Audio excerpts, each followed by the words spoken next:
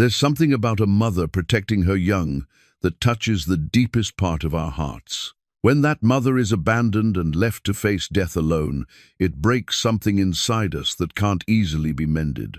In the frozen wilderness of Wyoming, a mare stands over her two newborn foals in a howling blizzard. They've been left to die by the man who once called them his own. Hours pass. The snow builds higher around their trembling bodies. Death circles closer with every gust of wind. Then, through the white veil of the storm, a lone cowboy appears. Cole Hart is a drifter with nothing to his name but the horse beneath him and the coat on his back. He could ride past. Most men would. But when he sees those three souls fighting for their last breath, something stirs in his weathered heart. What he doesn't know is that saving them will cost him everything he has left. But would you walk away from a mother and her babies dying in the snow? Before we jump back in, tell us where you're tuning in from, and if this story touches you, make sure you're subscribed, because tomorrow I've saved something extra special for you. The storm lantern flickered against the cabin window, casting long shadows across the worn wooden floor where Cole Hart sat alone.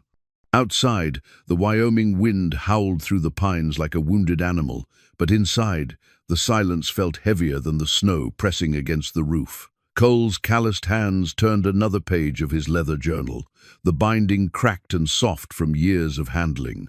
The entries went back 15 years, chronicling a life that had taken more turns than a mountain trail. December 10th, 1887. Emma laughed today when she saw the first snow, said it looked like sugar falling from heaven. How do children see magic where we only see hardship? Cole's thumb traced the faded ink. Emma would have been 7 then, all pigtails and gap-toothed grins, following him around their homestead in Kansas like a devoted shadow. His wife, Margaret, had written that entry in her careful script while he was out checking the cattle. She always did have a poet's way with words, finding beauty in the smallest moments. He turned the page, skipping past entries that still cut too deep to read. The cabin around him told the story of a man who had retreated from the world. Built with his own hands 3 years ago, it sat in a valley so remote that even the wind seemed surprised to find it.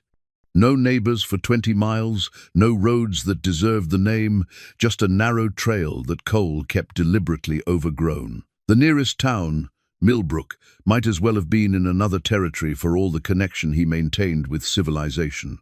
The journal fell open to a page he hadn't intended to find. Margaret's handwriting again, dated just 2 months before the fever took them both.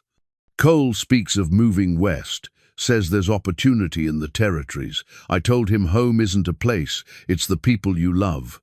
But I see the restlessness in his eyes. He's got the soul of a wanderer, even if his heart belongs to us. She'd been right, as always. After they died, first Emma, then Margaret. Just days later, he'd sold everything and headed west like a man possessed. Except he wasn't seeking opportunity. He was running from ghosts that followed him anyway, settling into his bones like winter cold. The lantern flame guttered, bringing him back to the present. Cole closed the journal and set it on the rough-hewn table beside his chair. The cabin wasn't much. One room with a stone fireplace, a sleeping area curtained off with an old quilt, and shelves lined with practical necessities. No photographs, no mementos, nothing that might stir memories he worked hard to keep buried. Just the journal, which he kept out of habit more than sentiment. Outside, his horse Buck nickered softly from the lean-to shelter Cole had built against the cabin's north wall. Buck was getting old, 22 if Cole's math was right, with a grey muzzle and the kind of steady temperament that came from years of hard country. They understood each other, he and Buck. Both were creatures of routine, content with simple needs and the kind of solitude that came not from choice but from necessity. Cole had been a different man once. Back in Kansas, he'd been the neighbor folks called on when their horses took sick or their cattle needed working. He had a gift with animals, Margaret used to say, a patience and gentleness that made them trust him. Children too, Emma's friends would cluster around him whenever he came to town, begging for stories or rides on his shoulders. He'd been anchored then, rooted in purpose and love. The wind died for a moment, and in the sudden quiet, Cole heard Buck shifting restlessly outside. The horse had been acting strange all evening, ears pricked forward toward the pass that led down to Millbrook. Animals knew things, sensed changes in weather and mood that humans missed. Cole had learned to pay attention to such signs. He stood and walked to the window, cupping his hands around his eyes to peer through the frost-covered glass. The storm that had been threatening all day was finally moving in, great grey clouds rolling over the peaks like smoke from some distant fire. Snow was already beginning to fall, fat flakes that caught the lantern light and disappeared into the darkness beyond. This would be a hard one. Cole could feel it in his bones, the way old injuries ached before weather turned severe. The temperature had been dropping all week, and now the wind was shifting to come straight down from the north. The kind of storm that could bury a man if he wasn't careful, that could turn familiar country into a white maze where even experienced travelers lost their way. He should check on Buck, make sure the shelter was secure, and that there was enough feed and water for whatever was coming. But something kept him at the window, watching the snow begin to thicken. Maybe it was the restlessness Margaret had written about, the wanderer's soul that even 3 years of self-imposed exile couldn't quite still. Or maybe it was simply the knowledge that storms like this changed things, shifted the landscape in ways that went deeper than mere accumulation of snow. Cole pulled on his coat and stepped outside. The cold hit him like a physical blow, stealing his breath and making his eyes water. The snow was falling harder now, driven by gusts that sent it swirling in all directions. He could barely see the dark bulk of the mountains that surrounded his valley, their peaks lost in low-hanging clouds. Buck whinnied when he saw him, pressing his muzzle against Cole's shoulder in a gesture that was part greeting, part complaint about the weather. Cole stroked the horse's neck, feeling the tension in the old animal's muscles. "Easy, boy," he murmured. "Just a storm. We've weathered worse." But even as he said it, Cole felt the lie in his words. This wasn't just weather, it was the kind of storm that tested everything, that found the weak places in a man's defenses and pressed until something gave way. He'd lived through enough hard winters to recognize the signs, the way the wind carried an edge that cut through even the thickest clothes, the particular quality of the cold that seemed to seep into your bones and settle there like a permanent ache. He secured the lean-to's door and made sure Buck had plenty of feed and unfrozen water. The horse would be fine. Cole had built the shelter to withstand anything the mountains could deliver. It was people caught out in weather like this who faced real danger. People with no place to go, no warm shelter waiting at the end of a hard trail. Back inside the cabin, Cole sat down with his journal once more. The pages fell open to an entry from his first winter in the valley, when the isolation had nearly driven him back to civilization. January 15th, 1890. Been 2 months since I've seen another human soul, starting to talk to Buck like he might answer back. Maybe that's not madness. Maybe that's just what happens when a man realizes the only conversation worth having is with creatures who understand suffering without needing to name it. He'd written those words during a blizzard, much like this one, when the snow had piled so high around the cabin that he'd had to dig his way out just to reach Buck. For 3 days, the world had disappeared into white noise and howling wind, and Cole had faced the possibility that he might die alone in this valley he'd chosen as his refuge. But he'd survived, as he'd survived everything else life had thrown at him. Not because he was particularly strong or brave, but because survival had become a habit, a reflex honed by years of loss and disappointment. He'd learned to endure, to find small purposes that got him through each day, without looking too far ahead or too far behind. The lantern flame danced as another gust rattled the cabin walls. Cole closed the journal and prepared for bed, banking the fire and checking that his provisions were within easy reach. Tomorrow, if the storm passed, he'd ride down to check his trap lines and maybe make the monthly trip to Millbrook for supplies. Simple routines that marked the passage of time without demanding too much of his carefully guarded heart. But tonight, as the wind gathered strength and the snow began to pile against his door, Cole's heart had no way of knowing that morning would bring a choice that would shatter his carefully constructed solitude.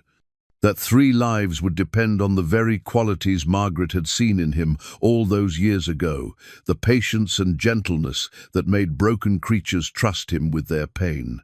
The storm lantern burned through the night, a small beacon of warmth in the vast cold wilderness, waiting to guide him toward a purpose he thought he'd buried with his family in Kansas soil.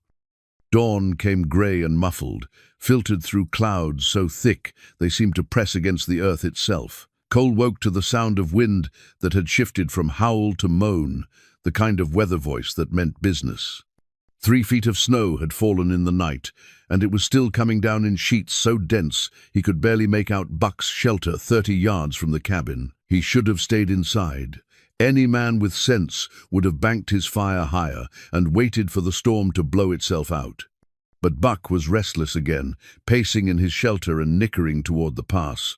And Cole had learned to trust his horse's instincts more than his own comfort.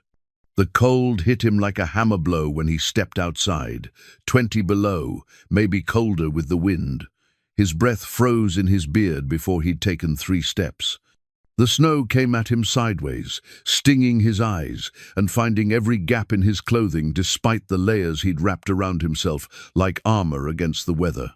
Buck was definitely agitated now, pawing at the ground and tossing his head toward the narrow trail that led up through the pass. The horse's ears were pricked forward, focused on something Cole couldn't see or hear over the storm's voice. "What is it, boy?" Cole's words were snatched away by the wind almost before he spoke them. He saddled Buck with numb fingers, the leather stiff as iron in the cold. The horse stood patient as stone while Cole worked, but Cole could feel the tension thrumming through the animal's frame. Buck knew something was wrong out there in the white wilderness. Animals always knew. The trail up to the pass was nearly invisible, marked only by the memory of familiar landmarks now buried under snow. Cole let Buck pick the way, trusting the horse's sure footing and instincts while he hunched forward in the saddle, trying to present less surface area to the driving wind. Each gust felt like it might lift him bodily from Buck's back and send him tumbling into the white void that had swallowed the world. They climbed for what felt like hours, but was probably less than one, the storm making time and distance impossible to judge. The pass was a shallow saddle between 2 peaks, usually an easy ride but treacherous in weather like this. Cole had been foolish to attempt it, but Buck's urgency had infected him, stirring something that might have been intuition or might have been the restless spirit Margaret had written about in her journal. At the crest of the pass, Buck stopped abruptly and stood stone still, his head raised and nostrils flared. Cole squinted through the snow, trying to see whatever had caught the horse's attention. For a moment, there was nothing but white chaos. Then the wind died for just an instant, and Cole saw them. A dark shape against the snow, too regular to be a rock, too still to be alive. But as Cole urged Buck closer, the shape resolved into something that made his heart skip. A horse, a mare, standing with her head down and her legs braced wide. Snow piled so high around her that she looked like a statue carved from the storm itself. And beneath her, barely visible in the hollow, her body heat had melted in the snow, 2 tiny forms that might have been stones or fallen branches, until one of them moved. Cole was off Buck's back before he'd consciously decided to dismount. The snow came up past his knees as he struggled toward the mare, each step a fight against the wind and the deep powder that wanted to swallow him whole. The cold bit through his gloves and boots, but he barely felt it now. The mare lifted her head as he approached, and Cole saw exhaustion and desperation in her dark eyes. She was a sorrel with a white blaze, maybe 15 hands high, built for endurance rather than speed.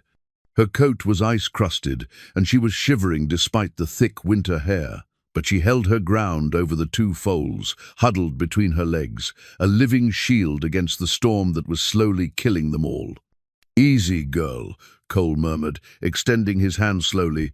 "Easy now." The mare's ears flicked toward him, but she didn't move away. She was too exhausted to run, too frozen to do anything but stand and hope for mercy from whatever force had brought her to this pass. Cole could see her ribs through her winter coat, could count each labored breath that steamed briefly in the frigid air before being swept away by the wind. The foals were worse. Newborns, maybe days old, with the gangly proportions and uncertain movements of babies still learning their legs. One was a chestnut like his mother, the other darker, maybe a bay or brown. They were pressed tight against the mare's belly, seeking what warmth they could find, but Cole could see they were losing the fight. Ice crystals clung to their muzzles, and their breathing was shallow and rapid. Lying in the snow beside them, half buried by the storm, was a leather halter. Cole picked it up with numb fingers, noting the quality of the workmanship and the brass nameplate that read "Moonlight." But the halter had been cut, not unbuckled. The leather showed knife marks where someone had sliced through the straps in haste. Someone had abandoned them here, left a pregnant mare to foal in the wilderness, then cut her loose when the weather turned bad. Cole felt anger kindle in his chest, a heat that had nothing to do with the cold pressing in around them. But anger was a luxury he couldn't afford, not with 3 lives hanging in the balance and the storm showing no signs of letting up.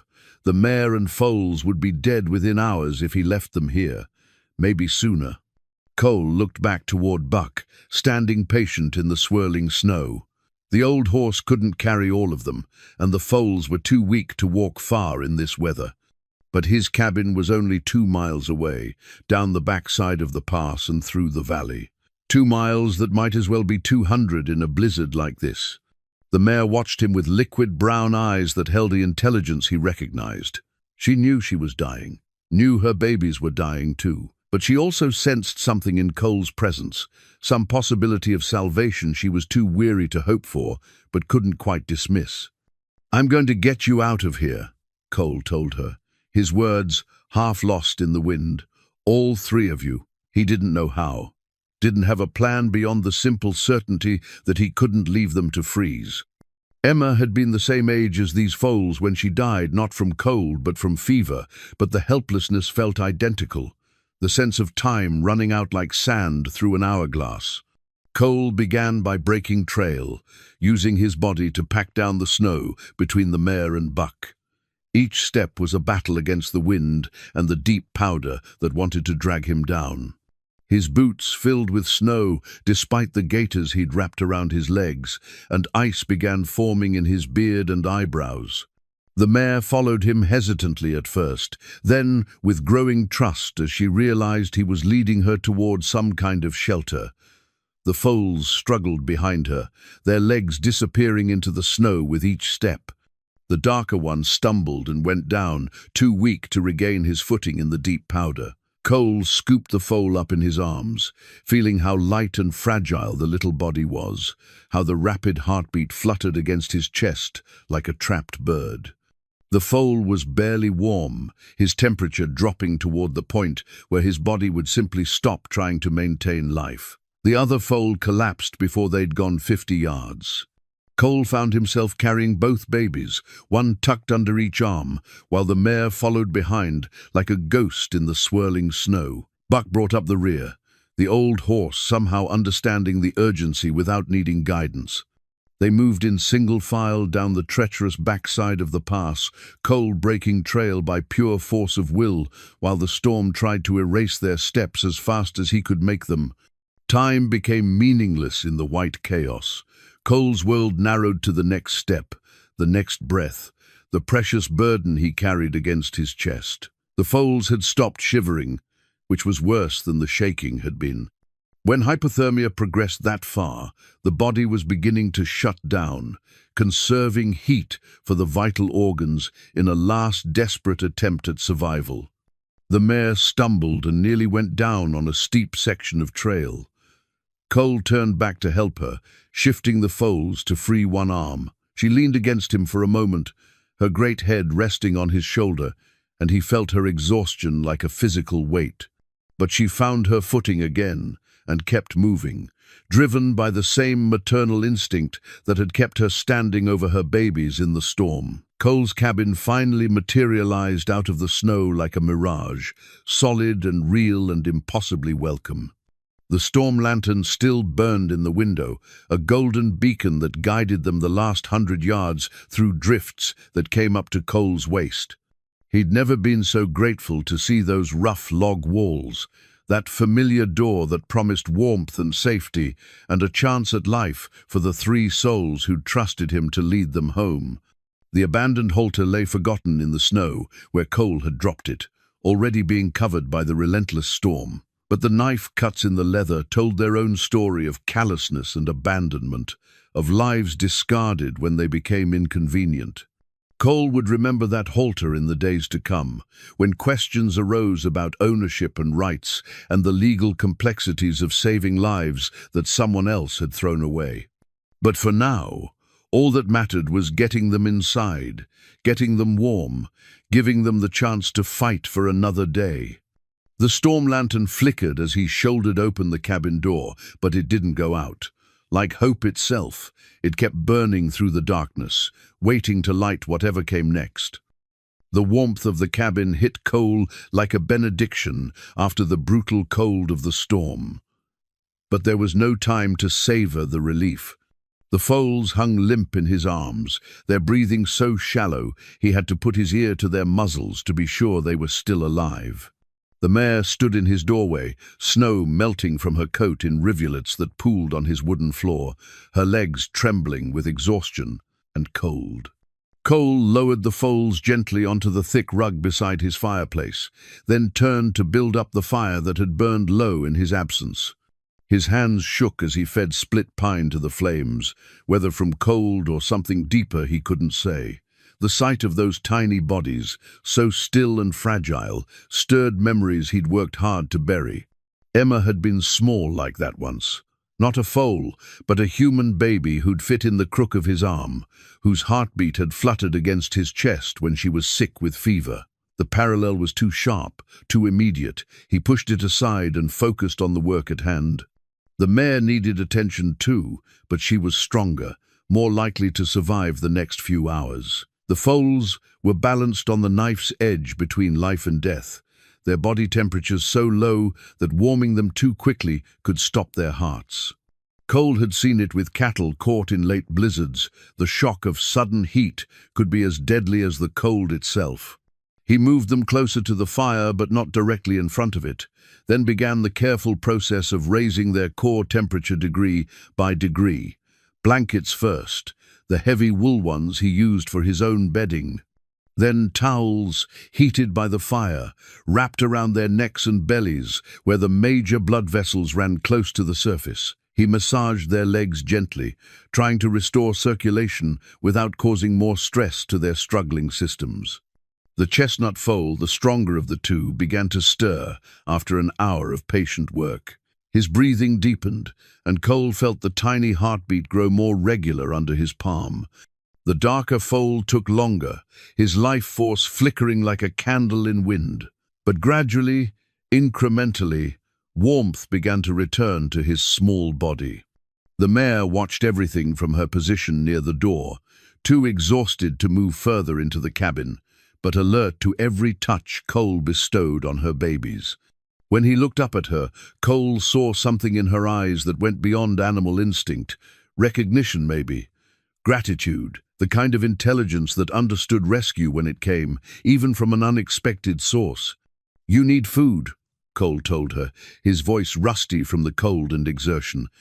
"And water. But warm, not cold enough to shock your system." He heated water on his wood stove, testing it with his elbow, the way Margaret had taught him when Emma was small. Body temperature, no warmer. Too hot, and it could cause cramping. Too cold, and it wouldn't help raise her core temperature. The mare drank carefully at first, then with growing eagerness as her body recognized what it needed. Hay was harder. Coal stores were meant for Buck alone, carefully calculated to last through the worst of winter. But he couldn't let the mare starve, not after bringing her this far. He gave her the best of what he had, the sweet meadow grass he'd cut from the high valleys in late summer. She ate with the focused intensity of an animal who hadn't seen quality feed in days.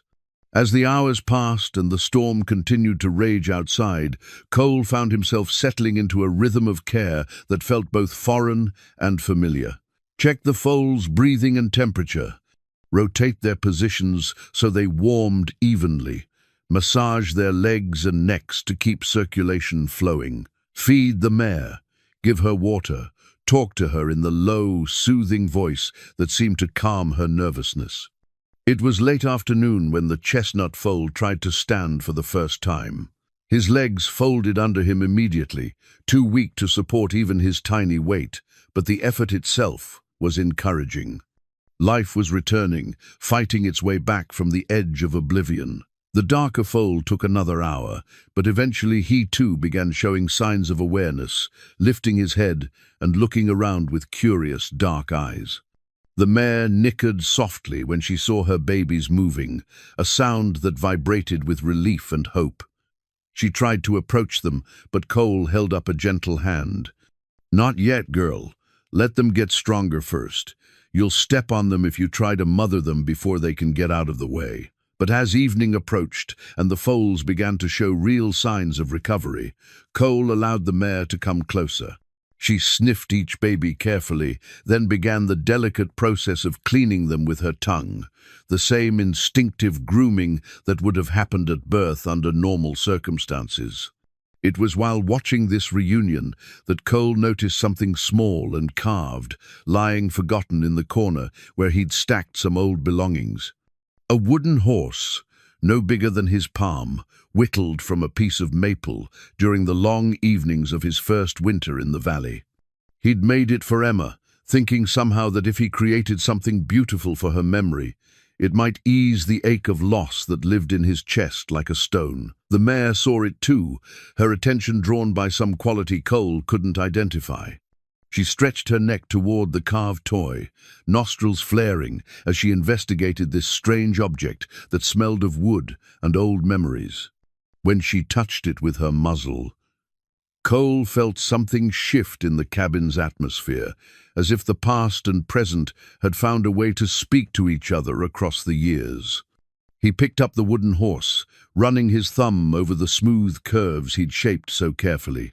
Every detail was there, the proud arch of the neck, the flowing mane, the powerful hindquarters bunched with potential energy. He'd carved it in the image of the horses he and Emma had loved to watch in the pastures around their Kansas homestead, the ones that had filled her with wonder and delight. "My daughter would have loved you three," he told the mare softly. "She always said horses were magic, that they could carry you anywhere if you believed hard enough." The mare's ears flicked forward at the sound of his voice, and she moved closer to where he sat beside her foals. For a moment, Cole felt the sharp edge of his grief soften into something more bearable. Not gone, it would never be gone completely, but transformed somehow by the presence of these three lives he'd helped save. The foals were nursing now. The chestnut one stronger and more aggressive about claiming his share, the darker one more tentative but persistent. The mare stood patient and still, her body providing the warmth and nourishment her babies needed to continue their journey back from the edge of death. It was the most natural thing in the world, this dance of survival and care that had been playing out for millions of years. Cole placed the wooden horse on the mantelpiece where the mare could see it, a small sentinel keeping watch over the living family that had found sanctuary in his cabin. The storm still raged outside, but inside there was warmth and life, and the quiet satisfaction that came from having done something right in a world that often seemed determined to punish kindness. As night fell and the wind began to die down, Cole made his preparations for what would likely be several more days of close quarters with his unexpected guests. The mare would need to stay inside until the weather cleared completely. Her condition was still too fragile to risk exposure to the cold. The foals wouldn't be strong enough to travel for at least a week, maybe longer. It meant crowding, inconvenience, the disruption of routines he'd spent 3 years perfecting. It meant sharing his space and his carefully hoarded supplies with creatures who had no way to repay his generosity. It meant opening his heart to the possibility of loss all over again, because animals this fragile could still die despite his best efforts. But as Cole watched the mare settle beside her foals, as he listened to their quiet breathing and felt the peace that came from shelter shared with grateful hearts, he realized that some disruptions were worth embracing. Some risks were worth taking, even for a man who'd sworn off caring too much about anything he might lose. The wooden horse caught the firelight and seemed to nod its carved head in approval, as if Emma herself was watching over this small miracle of rescue and renewal, blessing the choice her father had made to love again despite the cost. 3 days had passed since Cole brought the horses in from the storm, and the cabin had taken on the comfortable chaos of a makeshift nursery. The mare, whom he'd taken to calling Moonlight, after the name on the abandoned halter, had claimed the space near the fireplace as her own. The foals, growing stronger by the hour, had begun exploring the cabin with the fearless curiosity of the young. The storm had blown itself out during the second night, leaving behind a world transformed by snow so deep it would take weeks to melt. Cole's Valley looked like something from a child's storybook, all soft curves and pristine drifts that caught the morning light like scattered diamonds. But the beauty came with practical concerns. His supplies were running lower than he'd planned, and Buck needed exercise after days confined to his shelter. Cole was splitting wood outside the cabin when he heard riders approaching from the direction of Millbrook. The sound of hoofbeats in snow was distinctive, muffled but persistent, and he counted at least 2 horses making their way up the trail. Visitors were rare enough in good weather. In the aftermath of a blizzard like the one just passed, they were almost unheard of. He set down his axe and waited, watching the tree line where the trail emerged from the pines. Buck lifted his head from the hay. Cole had scattered for him, ears pricked forward with interest. Inside the cabin, Moonlight nickered softly. She'd grown sensitive to any sound that might signal change or threat to her babies. The first rider to emerge from the trees was Doc Henley, Millbrook's physician, and one of the few men in town Cole considered a friend. The doctor was bundled so heavily against the cold that only his grey beard showed beneath his wool scarf. But Cole recognized the steady way he sat his horse and the deliberate pace that spoke of a man who'd learned to conserve energy over long years of frontier medicine. The second rider was younger, maybe 25, with the eager posture of someone who still believed the world owed him attention. Cole didn't recognize him, but the quality of his coat and the silver trim on his saddle suggested money and the kind of softness that came from lives lived indoors. "Cole," Doc Henley called out as they approached, "heard you might have had some excitement during the storm." "News travels fast for a man who lives alone," Cole replied, not moving from his position beside the woodpile. Doc dismounted with the careful movements of a man feeling his years, but his eyes were sharp as they took in the scene around the cabin. The scattered hay, the extra sets of tracks in the snow, the unmistakable signs that more than one horse had been sheltering here. "This is James Morrison," Doc said, nodding toward his companion. "He's visiting from back east, writing articles about life in the territories. Heard some interesting stories in town about a rescue during the blizzard." Morrison swung down from his horse with the fluid grace of a good rider, but there was something in his manner that put Cole on edge. The way his eyes catalogued everything they saw, as if he was already composing the story he'd tell about this encounter. "Mr. Hart," Morrison said, extending a gloved hand, "I understand you performed quite a heroic deed during the storm, saved some valuable livestock from certain death." Cole shook the offered hand briefly, noting the softness of Morrison's grip. "Did what needed doing. Animals don't deserve to freeze." "Mind if we take a look at these rescued horses?" Morrison asked. "I'm always interested in stories of frontier courage and generosity." There was something in the way he said "valuable livestock" that made Cole's jaw tighten. Not wonder at the rescue itself, but interest in what had been rescued.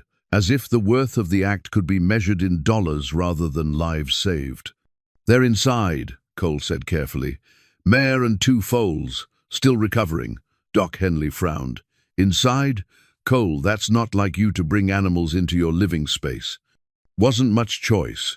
They were nearly dead when I found them, and the foals couldn't survive another night in the cold." They followed him toward the cabin, Morrison's eyes taking in every detail of the rustic building and its surroundings. Cole could practically see the man composing romantic descriptions of frontier life for readers who'd never felt the bite of genuine cold or the weight of real solitude. When Cole opened the cabin door, Moonlight immediately positioned herself between her foals and the strangers, her ears laid back in warning. The foals pressed close to their mother's sides, sensing tension in the adults around them. "Well, I'll be damned," Doc Henley said softly.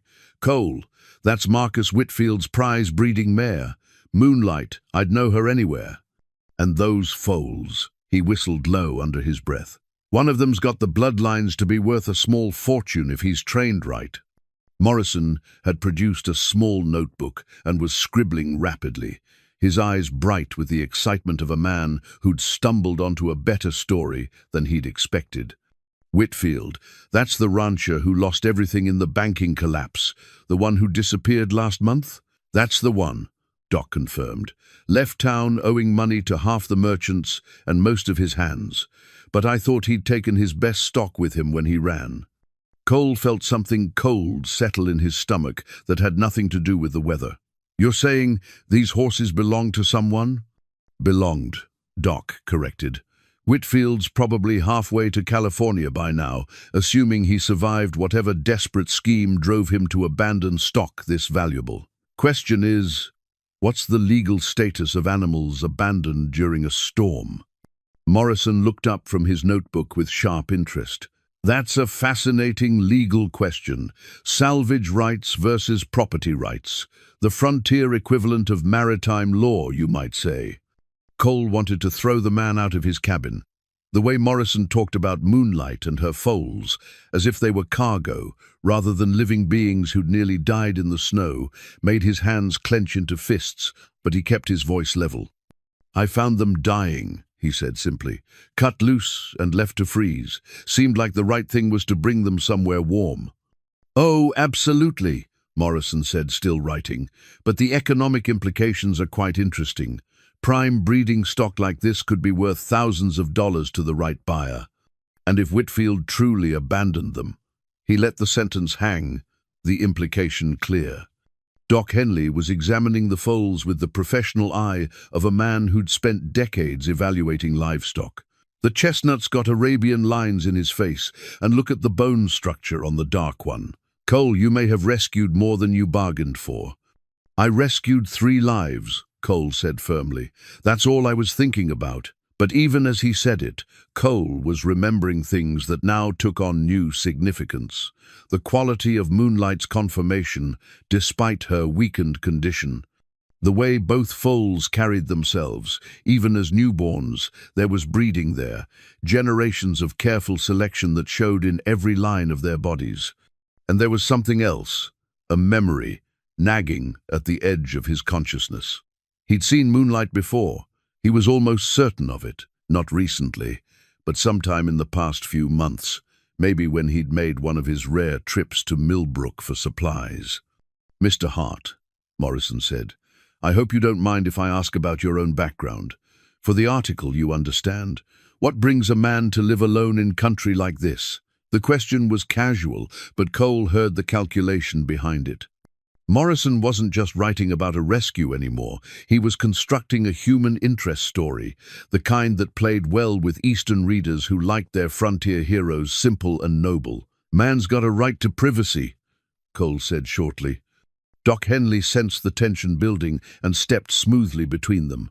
"James, maybe we should be getting back to town before the afternoon shadows make the trail dangerous. Cole, you mind if I check these animals over properly? Make sure they're recovering well from their ordeal." Cole nodded, grateful for the distraction.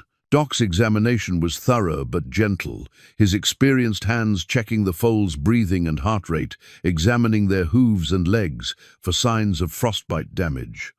Moonlight allowed the inspection, seeming to sense that this human meant no harm to her babies. "They're doing remarkably well," Doc pronounced finally. "You did good work, Cole. Another few hours in that storm and you'd have been finding frozen bodies instead of living animals." Morrison had wandered over to the mantelpiece while Doc worked, and Cole saw him pick up the wooden horse he'd carved for Emma's memory. Something about seeing those soft, uncalloused hands touching that small piece of his past made Cole's vision narrow with anger.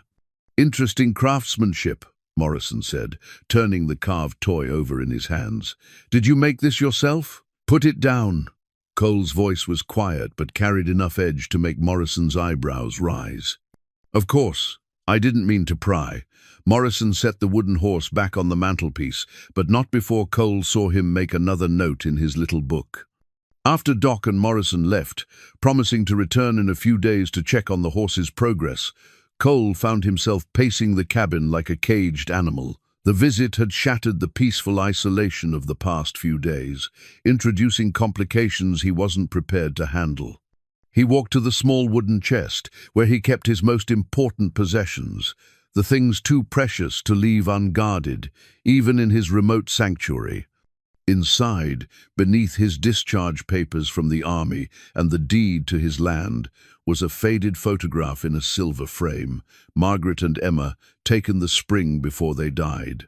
Margaret was seated in their best chair, Emma standing beside her, with one small hand resting on her mother's shoulder.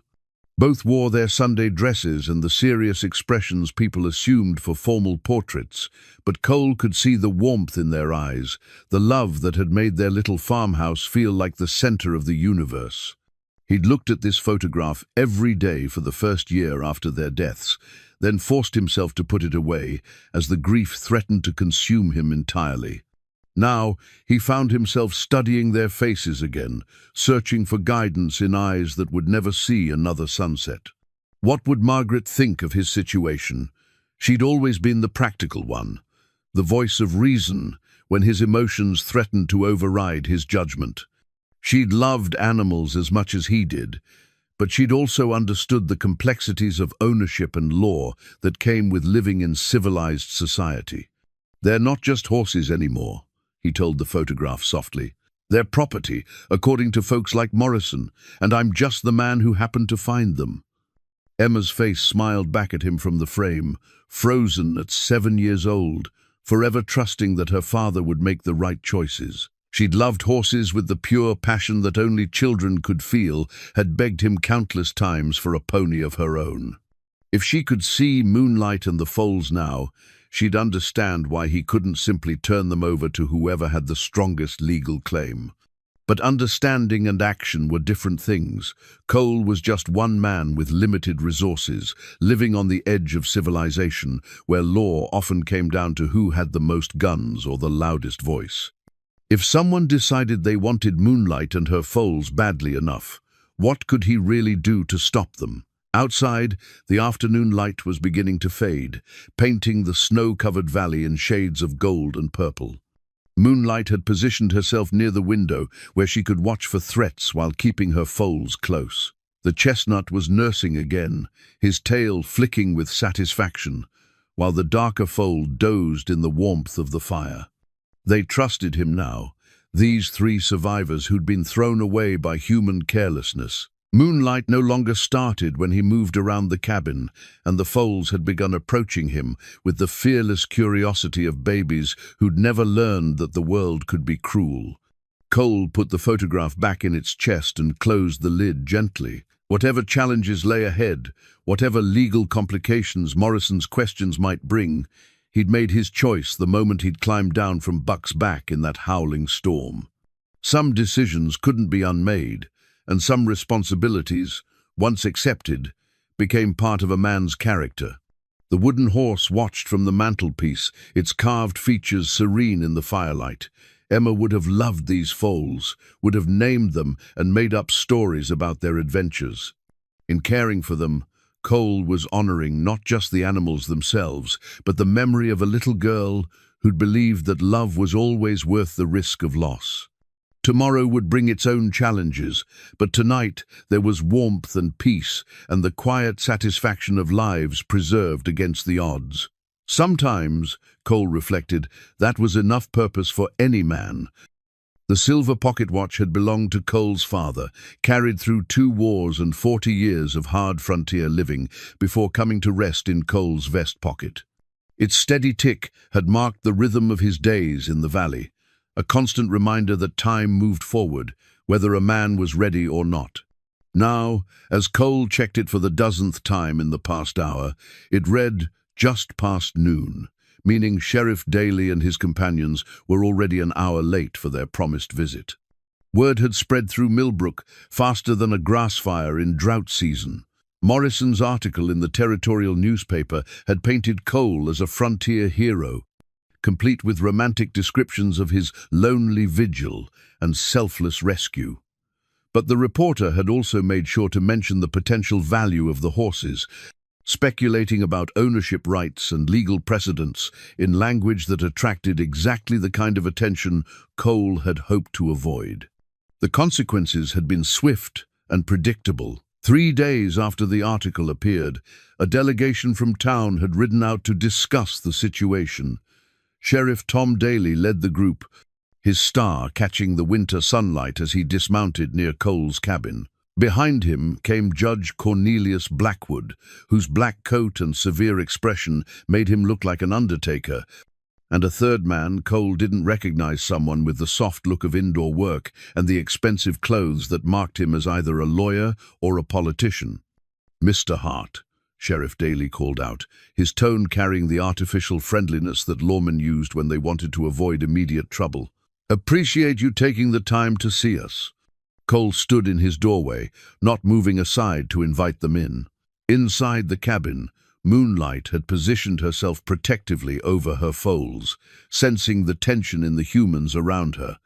The chestnut foal, now strong enough to stand for long periods, pressed against his mother's side, with eyes wide and alert. "Sheriff," Cole acknowledged.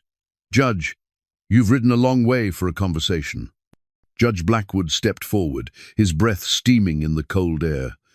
"Mr. Hart, we're here about the horses you're harboring. There are legal questions that need to be addressed, ownership issues that can't be resolved through frontier charity." "Harboring?" Cole's voice remained level, but his hand drifted instinctively toward the watch in his vest pocket. "That's an interesting choice of words for saving lives." The third man cleared his throat and introduced himself. "Theodore Marsh, territorial attorney. I've been asked to look into this matter by several interested parties." He produced a leather portfolio from his coat and withdrew several official-looking documents. "We have statements from multiple witnesses confirming that the mare in your possession matches the description of valuable breeding stock owned by Marcus Whitfield." "Whitfield's gone," Cole said. "Ran out on his debts and disappeared. How can a man who's abandoned his responsibilities claim ownership of anything?" "That's precisely the legal question we're here to resolve," Marsh replied smoothly. "Under territorial law, livestock abandonment doesn't automatically transfer ownership. If Mr. Whitfield can be located, or if his debts are assumed by another party, legal ownership might be contested." Sheriff Daly stepped closer, his hand resting casually on his gun belt. "Cole, nobody's questioning what you did. You saved those horses, and that's commendable. But there are proper channels for situations like this, legal procedures that need to be followed." "Legal procedures." Cole pulled out his father's pocket watch and checked the time, a gesture that bought him a moment to think. The watch face caught the sunlight, its silver surface reflecting the serious faces of the men arrayed before him.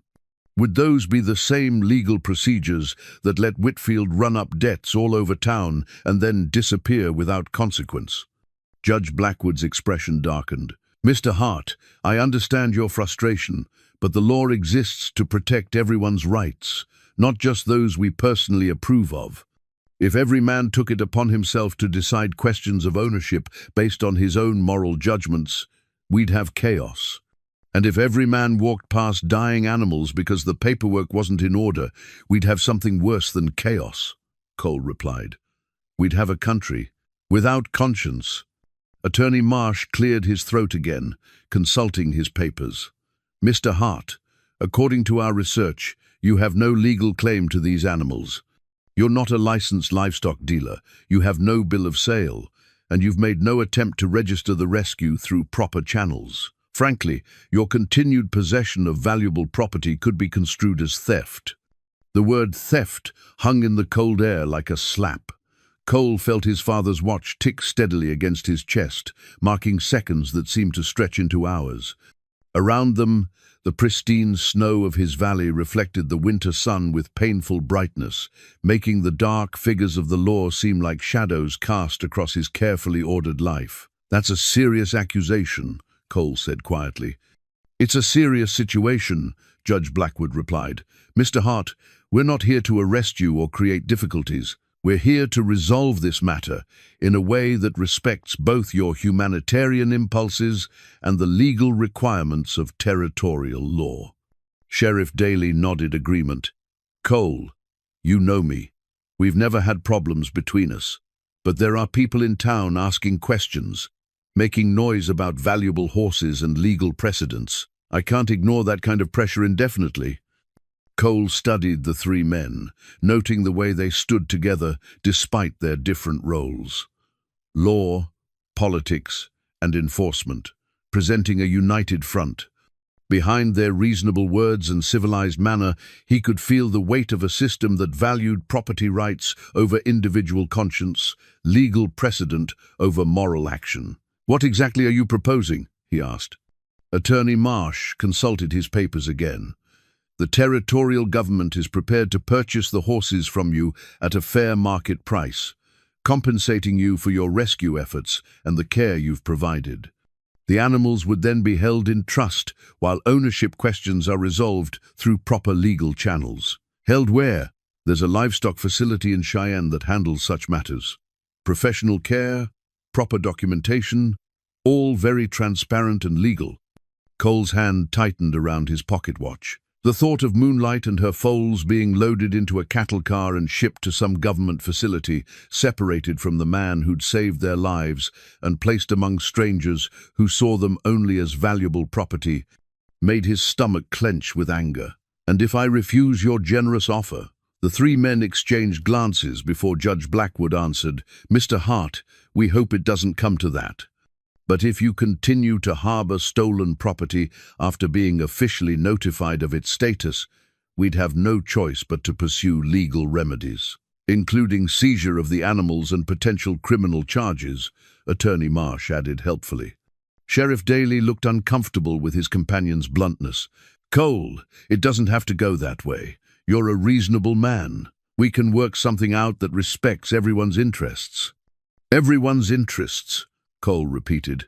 He pulled out his pocket watch again, noting how the silver had warmed from contact with his body.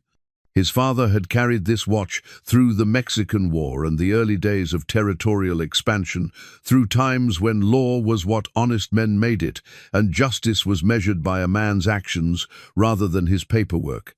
Sheriff, Cole said finally, you've known me for 3 years. Have I ever given you cause to doubt my character? No, you haven't. That's why I'm hoping we can resolve this peacefully. Judge Blackwood, in your legal opinion, does saving a life create any moral obligation? The judge frowned. The law doesn't recognize moral obligations that conflict with property rights, Mr. Hart. That's a dangerous precedent.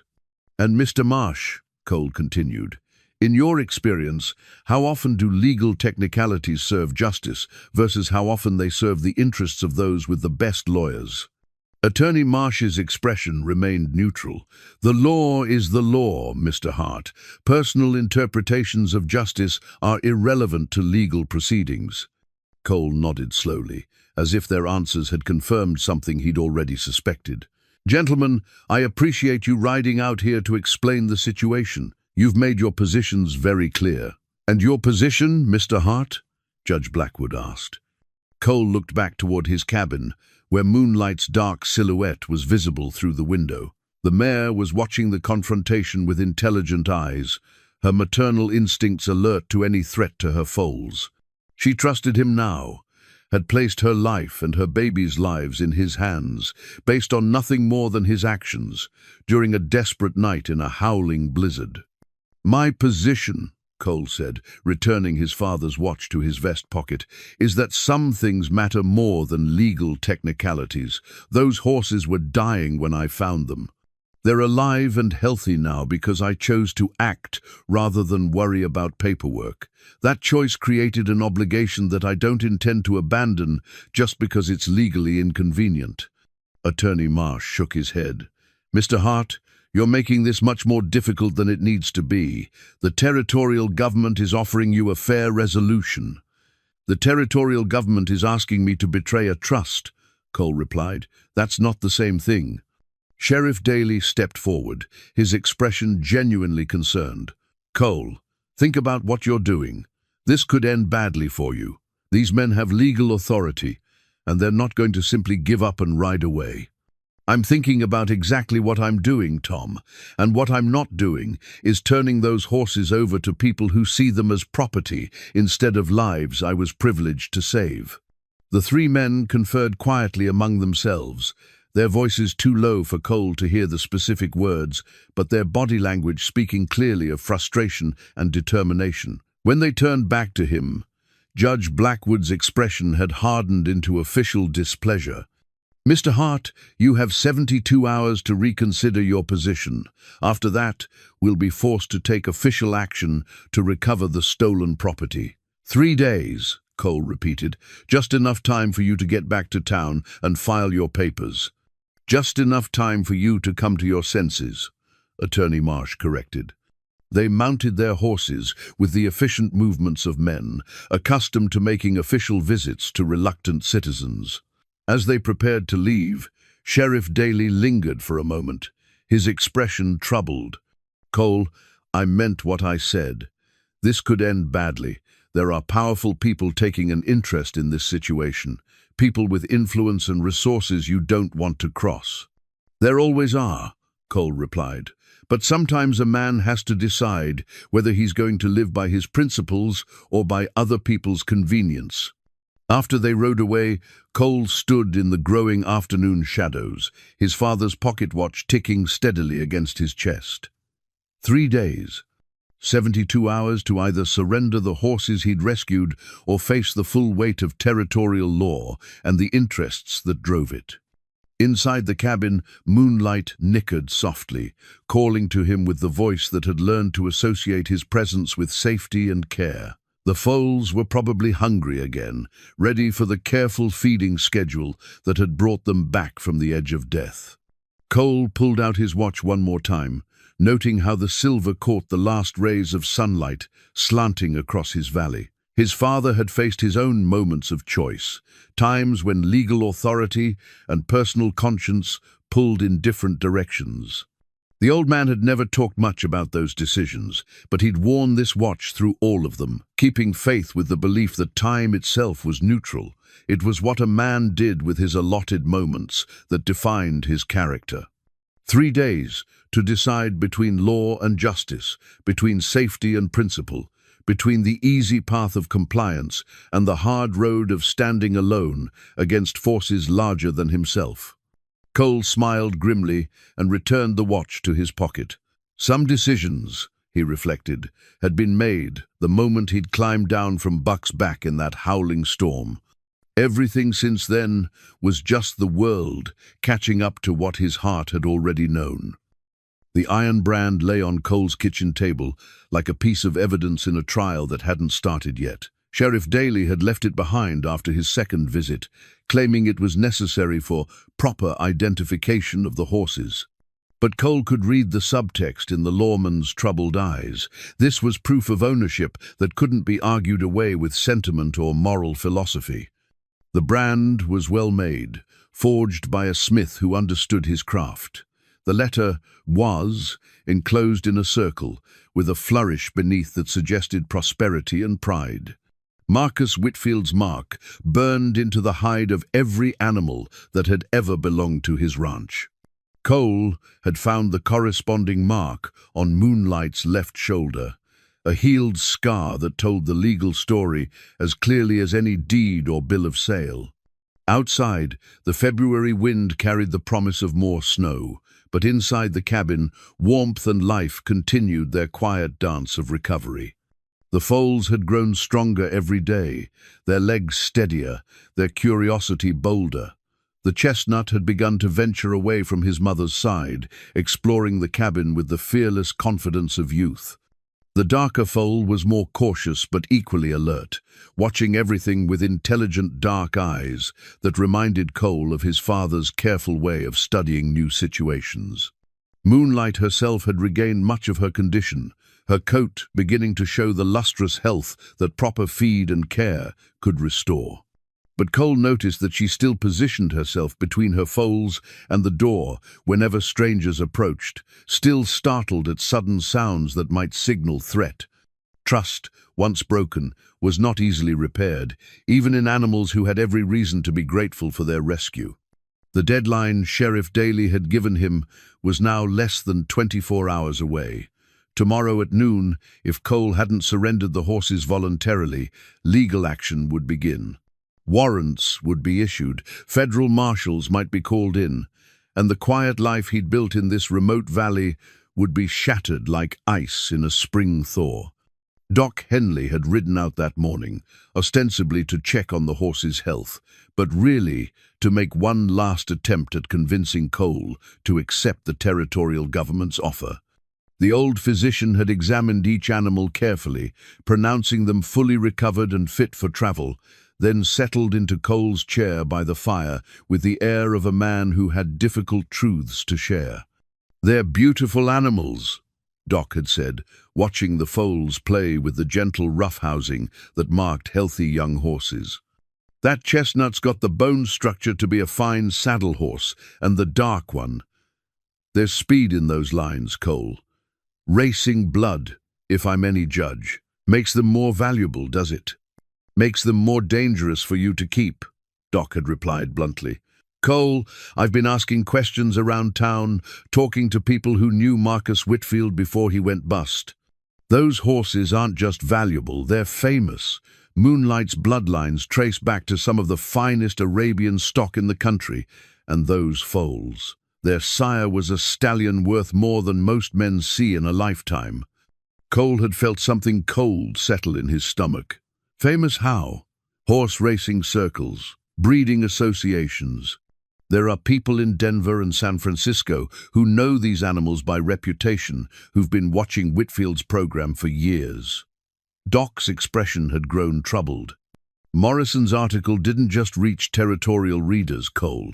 It got picked up by papers back east, horse magazines, breeding journals. You've got national attention now, whether you wanted it or not. That conversation had been 6 hours ago, and Cole was still wrestling with its implications. He'd thought he was dealing with local politics and territorial law, but Doc's news suggested forces much larger and more powerful than anything a lone man in a remote valley could hope to resist. The iron brand caught the firelight and seemed to pulse with malevolent life. Such a simple thing, a piece of shaped metal designed to mark ownership in a way that couldn't be disputed or removed. But it represented something more complex and troubling. The legal framework that turned living creatures into property, that valued blood and breeding over the simple fact of rescue and care. Cole picked up the brand and turned it over in his hands, noting the weight of the iron and the precision of the craftsmanship. Somewhere in the past, this mark had been heated until it glowed red-hot, then pressed against Moonlight's hide while she was held immobile by ropes and strong hands. The pain would have been intense but brief, leaving a permanent scar that declared her status as owned, claimed, possessed by human authority. Did it matter that the man who'd wielded this brand had abandoned her to die in a blizzard? Did it matter that Cole had risked his own life to save hers? According to the law, according to men like Judge Blackwood and Attorney Marsh, the brand was all that mattered. Everything else, compassion, sacrifice, the bonds formed through shared hardship, was legally irrelevant. A soft nickering from moonlight drew his attention back to the present. The mare was watching him with those intelligent eyes, and Cole wondered if she remembered the branding, if she understood what that mark on her shoulder meant in human terms. Animals didn't think in terms of ownership and property rights, but they understood care and kindness, protection and abandonment. The foals had noticed his mood and approached with the tentative curiosity they showed when the adults around them seemed troubled. The chestnut nuzzled his hand, while the darker one investigated his boots with gentle lips. Their trust was complete and uncomplicated, based on nothing more than his consistent care and protection. Cole set the brand back on the table and reached for his father's journal, seeking guidance in the words of a man who'd faced his own moral crises. The leather binding fell open to an entry from the early days of his parents' marriage, when they'd been struggling to establish their homestead in Kansas. May 17, 1855, found a family of settlers camped by the creek, half-starved and beaten down by the trail. The woman was sick with fever, and the children looked like scarecrows. Tom says, "We can't feed every hard-luck story that comes along, that we barely have enough for ourselves." But Margaret took one look at those babies and started heating soup. Says a man's character isn't measured by what he keeps, but by what he shares when sharing hurts. Cole smiled despite his troubled mood. His mother had been like that, unable to turn away from suffering, regardless of the cost or inconvenience. She'd passed that quality to Emma, who'd brought home every injured bird and orphaned kitten she'd ever found, confident that her father would know how to heal whatever was broken. But his mother had also been practical, aware that good intentions needed to be backed by careful planning and realistic assessment of consequences. She wouldn't have advised him to sacrifice everything for a noble gesture, but she also wouldn't have counseled surrender in the face of legal bullying. Another entry, dated just months before her death, caught his eye. September 3rd, 1,872 Coles, been offered a job with the territorial government, good steady pay, and a chance to use his skills with horses. But it would mean moving to Cheyenne, leaving this place we've built together. I told him the choice was his to make, but I hope he remembers that some things can't be measured in dollars and security. A man needs to know he's living by his own principles, not just following the path of least resistance. She'd been right, as always. Cole had turned down that job offer, choosing to stay on their homestead and continue the life they'd built together.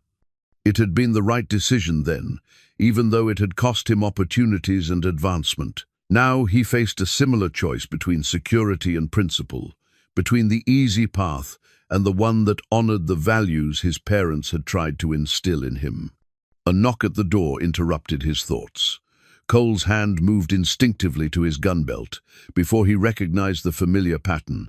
3 quick raps, then 2. Doc Henley's signal from their army days, when they'd served together in the territorial militia. But when Cole opened the door, Doc wasn't alone. Behind him stood a young woman Cole had never seen before, bundled in a fur-lined coat that spoke of money and Eastern refinement. She was perhaps 25, with dark hair and the kind of direct gaze that suggested intelligence and determination. "Cole," Doc said, "I'd like you to meet Sarah Mitchell. She's traveled a long way to see you." The woman stepped forward, extending a gloved hand. "Mr. Hart, I've read about your rescue of the horses. I believe one of them may have belonged to my grandfather." Cole felt the world shift beneath his feet, like snow, giving way on a steep slope. "Your grandfather? Thomas Mitchell. He owned a ranch in Colorado before he died last year. My grandfather bred Arabian horses, and according to his records, he sold a mare named Moonlight to Marcus Whitfield about 2 years ago." Sarah's eyes were bright with excitement and something that might have been hope. "Mr. Hart, I think you may have rescued my inheritance." Cole stared at her, his mind racing through the implications.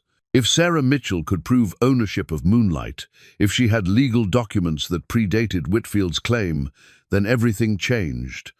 The territorial government's case would collapse, Whitfield's brand would become meaningless, and the horses he'd rescued might actually belong to someone who valued them for more than their breeding potential. But it also meant complications he hadn't anticipated, questions about his own role in a situation that was growing more complex by the hour. Sarah Mitchell might have a legal claim to the horses, but did that make her any different from the other people who saw them as valuable property rather than lives he'd been privileged to save? The iron brand lay on his table like a challenge, its W marking claiming ownership that might no longer be valid. But brands could be challenged, ownership could be transferred, and sometimes the law served justice instead of just protecting the powerful. Cole looked at Sarah Mitchell's eager face, then at Moonlight and her foals standing alert by the fireplace, and realized that his 72 hours of grace had just become infinitely more complicated.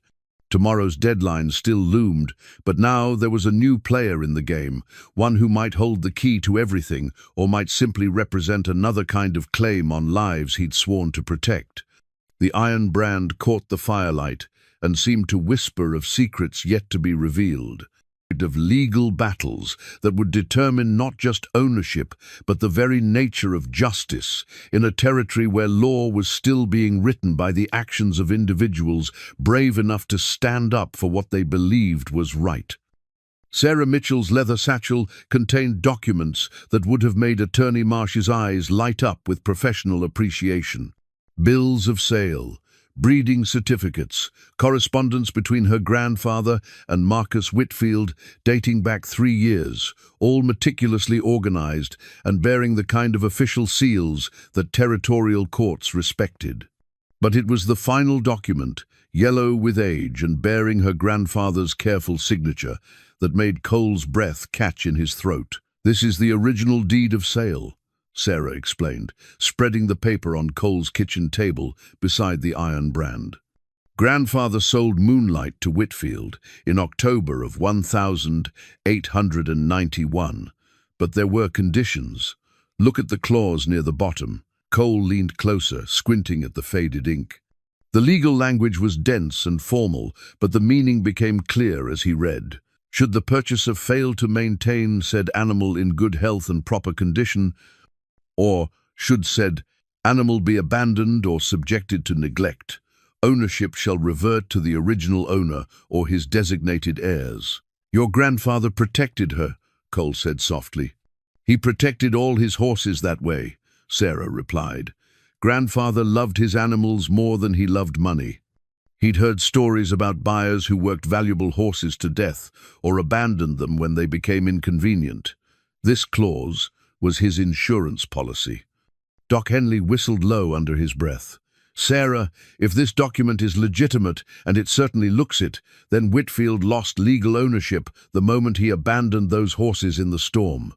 Cole felt something like hope stirring in his chest, but years of hard experience had taught him to be cautious about easy solutions. "What about the foals? They were born after your grandfather died." Sarah's smile was sad but determined. "According to territorial law, offspring follow the dam's ownership status. If Moonlight reverted to grandfather's estate when Whitfield abandoned her, then her foals belonged to me as his sole heir." The implications were staggering. If Sarah was right, if her documents were accepted by territorial courts, then Cole had been harboring stolen property at all.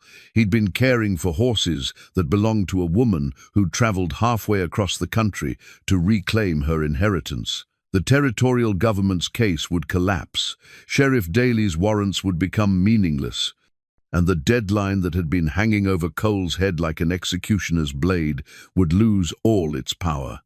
But Cole had learned to be suspicious of solutions that seemed too convenient, and something about Sarah's story nagged at the edges of his consciousness like a splinter he couldn't quite locate. "Miss Mitchell," he said carefully, "how did you know to come here?" "Doc tells me Morrison's article was picked up by Eastern papers, but even so, connecting those horses to your grandfather's stock would have taken considerable research." Sarah's expression flickered for just a moment, so briefly that Cole might have imagined it. I've been tracking grandfather's horses for months, trying to locate the animals Whitfield bought before he disappeared. When I read Morrison's description of the mare you rescued, particularly the mention of her Arabian bloodlines and distinctive markings, I suspected it might be Moonlight. It was a reasonable explanation, but Cole's instincts, honed by years of reading animal behavior and human nature, suggested there was more to the story. Sarah Mitchell was intelligent and well-educated, clearly from a wealthy family, but there was something in her manner that spoke of desperation, carefully concealed beneath Eastern polish.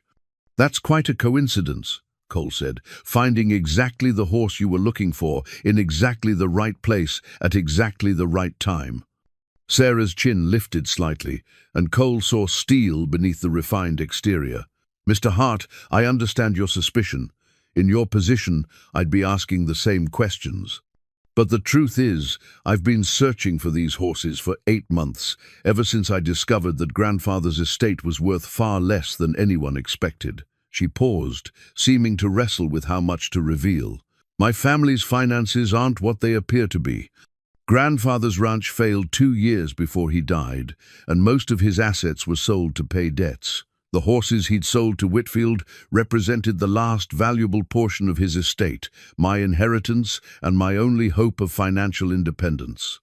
Doc Henley leaned back in his chair, studying Sarah with the same careful attention he gave to patients whose symptoms didn't quite match their obvious ailments. "Sarah, that still doesn't explain how you knew to come here specifically."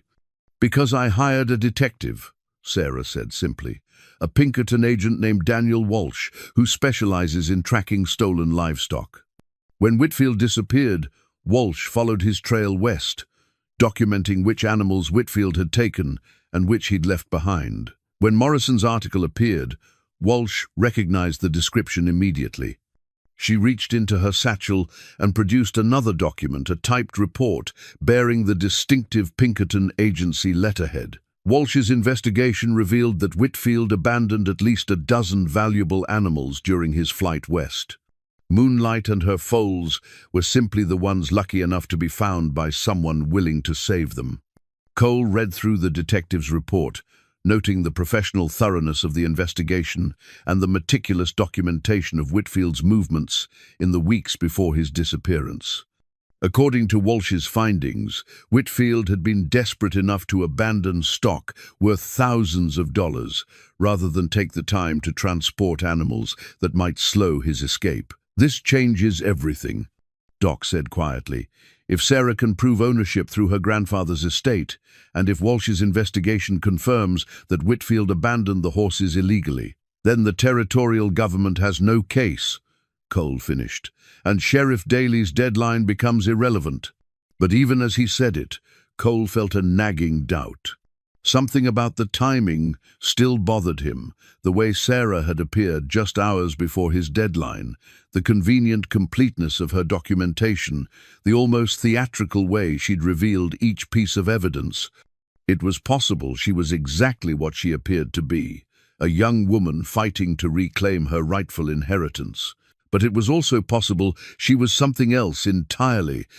Moonlight nickered softly from her position by the fireplace, and Cole saw the mare's ears flick towards Sarah with interest. Animals were often better judges of character than humans, and Moonlight's response suggested genuine recognition rather than the wariness she'd shown toward other strangers. "Miss Mitchell," Cole said, "would you mind if I asked you to approach Moonlight?" Slowly, so as not to startle her. Sarah looked puzzled but nodded. She moved toward the mare with the confident grace of someone comfortable around horses, extending her hand palm up in the universal gesture of peaceful intent. Moonlight stretched her neck forward, nostrils flaring as she investigated Sarah's scent. What happened next settled one of Cole's doubts definitively. Moonlight not only allowed Sarah to touch her muzzle, but actively pressed against the woman's hand, whickering with the soft sound of recognition and pleasure. The mare remembered her, knew her scent and voice from the time before Whitfield's ownership. "She knows you," Cole said, "and it wasn't a question. I spent a summer at grandfather's ranch when I was 16, Sarah admitted. Moonlight was just a yearling then, but I helped with her training. Grandfather always said she was special, that she'd produce foals that would make his reputation in breeding circles. The foals had noticed the reunion between their mother and this new human, and they approached with the bold curiosity that marked their growing confidence. Sarah knelt down to their level, allowing them to investigate her hands and clothing while she spoke to them in the low, soothing voice that experienced horsemen used with young animals. "The chestnut is just like his grandmother," she said softly. "Same bone structure, same intelligent eyes. And the dark one has his great-grandfather's, marking, see that white star on his forehead. It's been in the bloodline for 3 generations. Cole felt his suspicions dissolving in the face of Sarah's obvious knowledge and genuine affection for the horses. She wasn't some opportunistic stranger trying to claim valuable property. She was family, in the way that mattered to animals who remembered kindness and recognized the sense of those who'd cared for them. But her arrival also created new complications. If Sarah's claim was legitimate, if territorial courts accepted her grandfather's deed and Walsh's investigation, then the horses Cole had rescued would belong to her. She'd have the legal right to take them wherever she chose, to sell them or breed them, or make whatever decisions seemed best for her financial situation. The thought of Moonlight and her foals leaving his valley, of never seeing them again after nursing them back from the edge of death, created an ache in Cole's chest that he hadn't expected. Somewhere in the past weeks, without conscious decision, he'd begun thinking of them as his, not in the legal sense that the iron brand represented, but in the deeper way that came from shared hardship and mutual trust.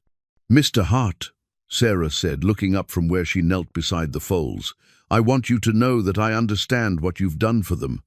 Walsh's report included details about the storm and the condition they were in when you found them. "Without your intervention, they would have died. I did what anyone would have done." "No," Sarah said firmly. "You did what you did, and that's not the same thing at all. Most people would have ridden past, or convinced themselves that the storm made rescue impossible. You risked your own life to save theirs, and then you've spent weeks caring for them when you could have turned them over to authorities and walked away." She stood, brushing straw from her skirt, and Cole saw determination in her posture that reminded him of his own mother's quiet strength. "Mr. Hart, I have a proposition for you, something that might serve everyone's interests better than a legal battle over ownership." Doc Henley leaned forward with interest. "What kind of proposition?" "A partnership," Sarah said simply. "I have legal claim to the horses, but Mr. Hart has the knowledge and skill to care for them properly. I have the resources to establish a breeding program, but I need someone who understands their individual needs and temperaments." Cole felt his heart skip a beat. "You're saying you want to leave them here?" "I'm saying I want to build something here," Sarah replied. "With your help, if you're willing. A horse ranch that honors grandfather's vision while providing security for all of us. You'd have full authority over their daily care, and I'd handle the business and legal aspects. Partners, not owner and employee." The hidden deed lay on the table between them, its faded ink holding the key to questions that had seemed impossibly complex just hours ago. Cole looked at the document, then at Sarah's earnest face, then at Moonlight and her foals standing peacefully in the warmth of his cabin. It wasn't the solution he'd expected, but it addressed the central problem that had been keeping him awake at night. The horses would be safe, legally protected by Sarah's legitimate claim and physically protected by his continued care. The territorial government's case would collapse. Sheriff Daly's deadline would become meaningless. And the life Cole had built in his remote valley could continue enhanced rather than destroyed by the presence of the animals he'd rescued. But partnerships required trust, and Cole had learned to be cautious about trusting people whose interests might diverge from his own when circumstances changed. Sarah Mitchell seemed sincere, but she was also from a world of wealth and social connections that operated by rules Cole didn't fully understand. "Miss Mitchell," he said carefully, "that's a generous offer, but I need to understand something. What happens if you decide to sell them? if financial pressures force you to liquidate assets. Sarah's expression grew serious. Mr. Hart, if I wanted to sell them, I could do that right now with the documentation I have. I could claim them, transport them to Denver or San Francisco, and auction them to the highest bidder. The fact that I'm offering partnership instead should tell you something about my intentions. She was right, and Cole felt some of his caution easing. A woman interested only in profit wouldn't have traveled across 2 territories to offer partnership to a stranger. She'd have simply claimed her property and left with it. There's something else, Sarah continued. Walsh's investigation uncovered evidence that Whitfield wasn't just a failed rancher. He was involved in a systematic scheme to defraud horse breeders across 3 territories. The animals he bought were often resold quickly before the original owners could discover the fraud. Moonlight and her foals were probably meant to be sold within weeks of their birth. Doc Henley whistled again. Sarah, if that's true, then there may be other people with legitimate claims to horses Whitfield sold illegally. Exactly, which means the territorial government's interest in this case goes far beyond 3 horses in a remote cabin. They want to use your situation as a test case, Mr. Hart, to establish precedents for how abandoned livestock claims will be handled across the territories. Cole felt the weight of larger forces pressing in around his simple act of rescue. What had begun as a straightforward choice between saving lives and minding his own business had evolved into something that might affect territorial law and federal precedent. The iron brand on his table suddenly seemed less like evidence of ownership and more like a symbol of the complex legal web that surrounded every act of conscience in an organized society. The hidden deed offered a way out of that web, a path that honored both legal requirements and moral obligations. But it also represented a fundamental change in the life Cole had built for himself, from solitude to partnership, from independence to shared responsibility. He looked at Moonlight, standing calm and alert with her foals pressed against her sides, and remembered the moment in the storm when he'd first seen them fighting for life against impossible odds. The choice he'd made then had led inevitably to this moment, to this opportunity to build something larger and more meaningful than mere survival. Miss Mitchell, Cole said finally, I think we need to talk more about this partnership of yours. But first, we need to get these documents to Sheriff Daly before his deadline expires. Whatever we decide to build together, it won't matter if the territorial government seizes the horses first. Sarah smiled, and Cole saw relief and hope in her expression. Mr. Hart, I think that's the beginning of a very good partnership indeed. The hidden deed lay between them like a bridge across troubled waters, its faded ink holding the promise of justice served and lives protected through the simple power of preparation, meeting opportunity at exactly the right moment. The telegraph key at Miller's General Store in Millbrook had been chattering almost continuously since dawn, carrying messages between territorial capitals and federal offices with an urgency that made the store owner nervous. James Miller had operated the telegraph for 15 years, and he'd learned to read the rhythm of official communications. When government offices started sending coded messages at 6 in the morning, it usually meant someone was about to have a very bad day. Cole and Sarah rode into town just as the sun reached its zenith, their horses' breath steaming in the cold air and their faces set with the determination of people who'd made difficult decisions. Behind them, Doc Henley led a pack horse, carrying Sarah's documentation and additional evidence that Daniel Walsh had forwarded from Denver. The Pinkerton detectives' investigation had uncovered a web of fraud that reached far beyond Marcus Whitfield's immediate crimes.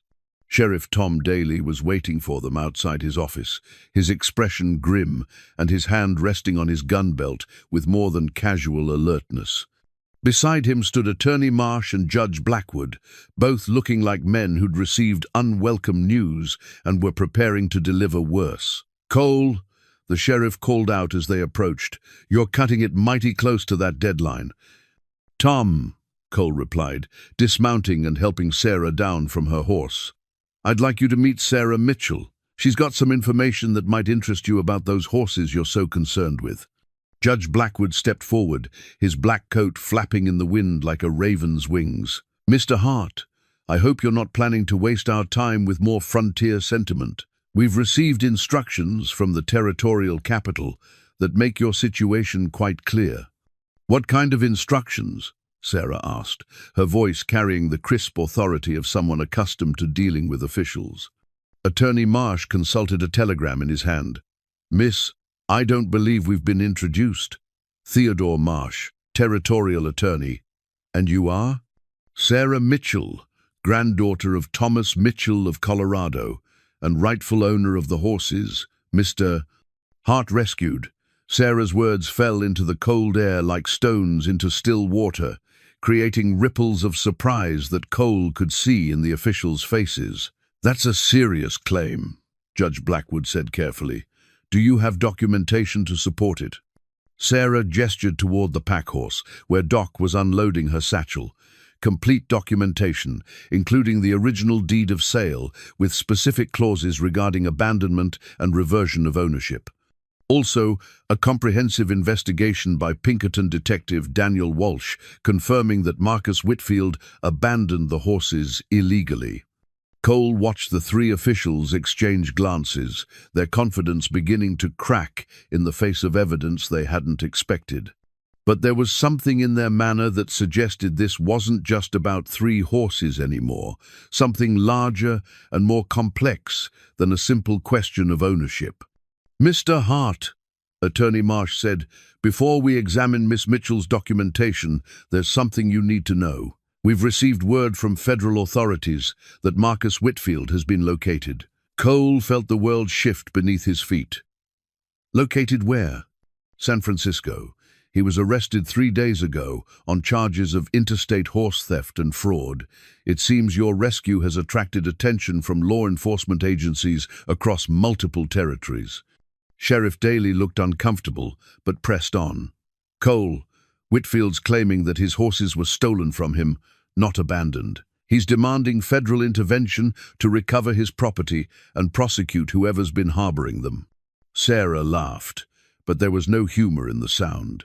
"Gentlemen, Marcus Whitfield lost any claim to those horses the moment he cut Moonlight's halter and left her to die in a blizzard. My grandfather's deed makes that perfectly clear."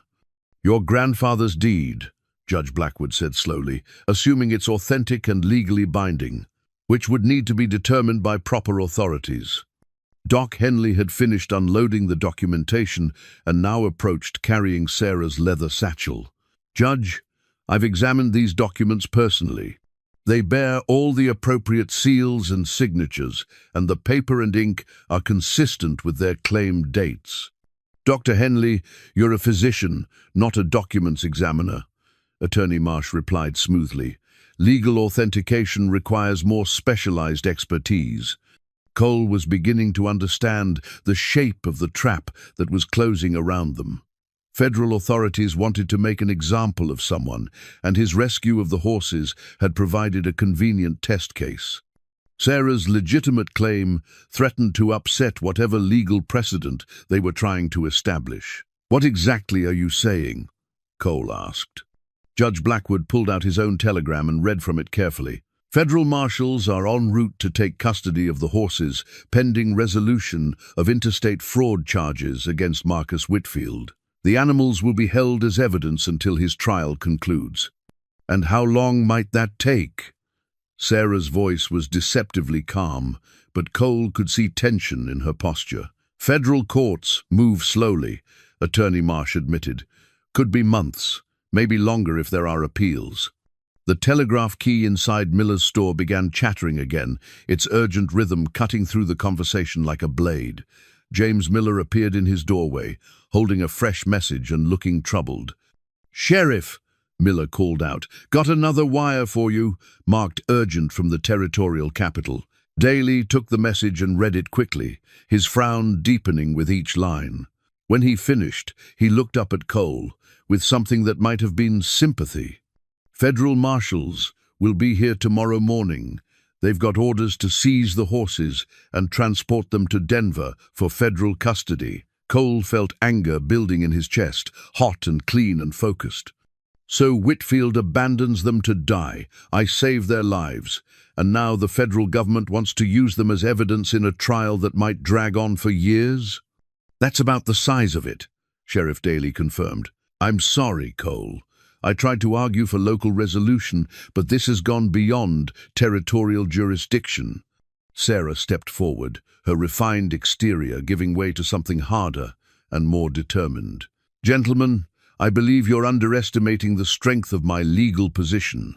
My grandfather's deed isn't just a bill of sale, it's a contract with specific performance clauses that Marcus Whitfield violated when he abandoned Moonlight. She opened her satchel and withdrew a thick folder that Cole hadn't seen before. Daniel Walsh's investigation uncovered additional evidence that Marcus Whitfield was never the legal owner of those horses to begin with. He purchased them with fraudulent bank drafts that were never honored. Judge Blackwood's expression sharpened. That's a serious accusation, Miss Mitchell. It's a documented fact, Sarah replied, handing him the folder. Bank records from Denver, testimony from the bank president, copies of the fraudulent drafts. Marcus Whitfield stole those horses from my grandfather, and any subsequent claim he makes is based on illegal possession. Cole watched the judge's face as he read through the documentation, saw the moment when professional interest replaced bureaucratic resistance. Whatever Sarah had discovered, it was more substantial than anyone had expected. This changes the legal landscape considerably, Judge Blackwood admitted. If Whitfield's original purchase was fraudulent, then he never had legitimate ownership to transfer or abandon. Attorney Marsh leaned over to read the documents, his expression growing increasingly troubled. These bank records, if they're authentic, they suggest a pattern of fraud that goes far beyond simple horse theft. The telegraph key started up again, its insistent rhythm drawing everyone's attention toward Miller's store. The store owner emerged with another message, this one addressed to Sarah rather than the officials. Miss Mitchell, wire for you from Denver. Marked urgent. Sarah took the telegram and read it quickly, her face brightening with something that might have been relief.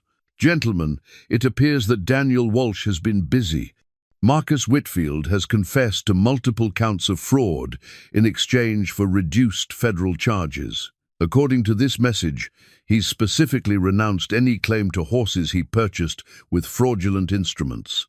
She handed the telegram to Judge Blackwood, whose expression was becoming increasingly uncomfortable. Walsh says Whitfield is cooperating fully with federal investigators and has provided a complete list of animals he acquired illegally. Moonlight and her foals are specifically mentioned as property he never had legitimate right to possess. Cole felt hope stirring in his chest, but years of hard experience had taught him not to trust easy victories. What does that mean for the federal seizure order? It means, Sarah said with a smile that transformed her entire face, that federal marshals can't seize evidence of a crime that the accused has already confessed doesn't exist. Whitfield can't claim theft of property he's admitted he stole in the first place. Attorney Marsh was reading through the telegram with the expression of a man watching his carefully constructed case collapse. Miss Mitchell, this is quite convenient timing for these revelations. Mr. Marsh, the timing is perfect because I've been pursuing this investigation for 8 months. Every document in my possession was gathered through legitimate legal channels and professional investigation. The fact that justice and timing have coincided shouldn't surprise anyone familiar with the concept of persistence. Sheriff Daly looked from the documents to the officials to Cole and Sarah, his expression reflecting the bewilderment of a man watching familiar problems transform into something entirely different. So where does this leave us? Are the federal marshals still coming?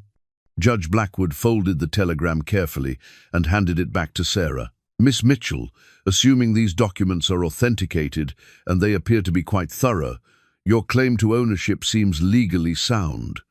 Mr. Hart's rescue of abandoned animals becomes a rescue of your property, which you're obviously grateful for rather than prosecuting. Extremely grateful, Sarah confirmed. So grateful that I've offered Mr. Hart a partnership in a breeding operation that will keep the horses exactly where they are, under his continued care." Cole saw understanding dawn in Sheriff Daly's eyes, followed by relief that suggested the lawman had never been comfortable with the federal government's heavy-handed approach to what should have been a local matter. "Well then," Sheriff Daly said, "I guess I better send a telegram to those federal marshals. Tell them their services won't be needed after all." The telegraph key fell silent as James Miller finished transmitting the message that would cancel tomorrow's federal intervention. In the sudden quiet, Cole could hear the wind whistling through the buildings of Millbrook and the distant sound of his own horses shifting restlessly, ready to return to the warmth and security of the valley they'd come to call home. Sarah Mitchell's telegram lay folded in her hand like a small piece of justice finally delivered after months of patient pursuit. The federal government's case had collapsed, not through confrontation, but through the simple power of thorough preparation, meeting divine timing at exactly the right moment. Cole looked at Sarah, seeing her not as the stranger she'd been that morning, but as the partner she was offering to become. Together, they'd built something more powerful than either could have achieved alone, a legal foundation strong enough to protect the lives he'd rescued, and a future that honored both justice and compassion. The telegraph message had carried more than information across the wires. It had carried hope, vindication, and the promise that sometimes, when a man stood up for what was right, the whole universe conspired to help him succeed. The Winchester rifle had been Cole's father's weapon of choice during the territorial campaigns, a .44 40 caliber lever action that had never failed when lives depended on its accuracy. Cole had cleaned and maintained the rifle religiously since inheriting it, more from respect for his father's memory than from any expectation that he'd ever need to use it in anger. Now, as he checked the action one more time in the pre-dawn darkness of his cabin, he prayed that today wouldn't be the day that changed. Marcus Whitfield had escaped from federal custody.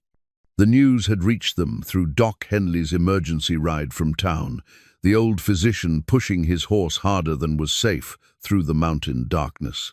Federal marshals had been transferring Whitfield from San Francisco to Denver when their train was stopped by what appeared to be a routine landslide.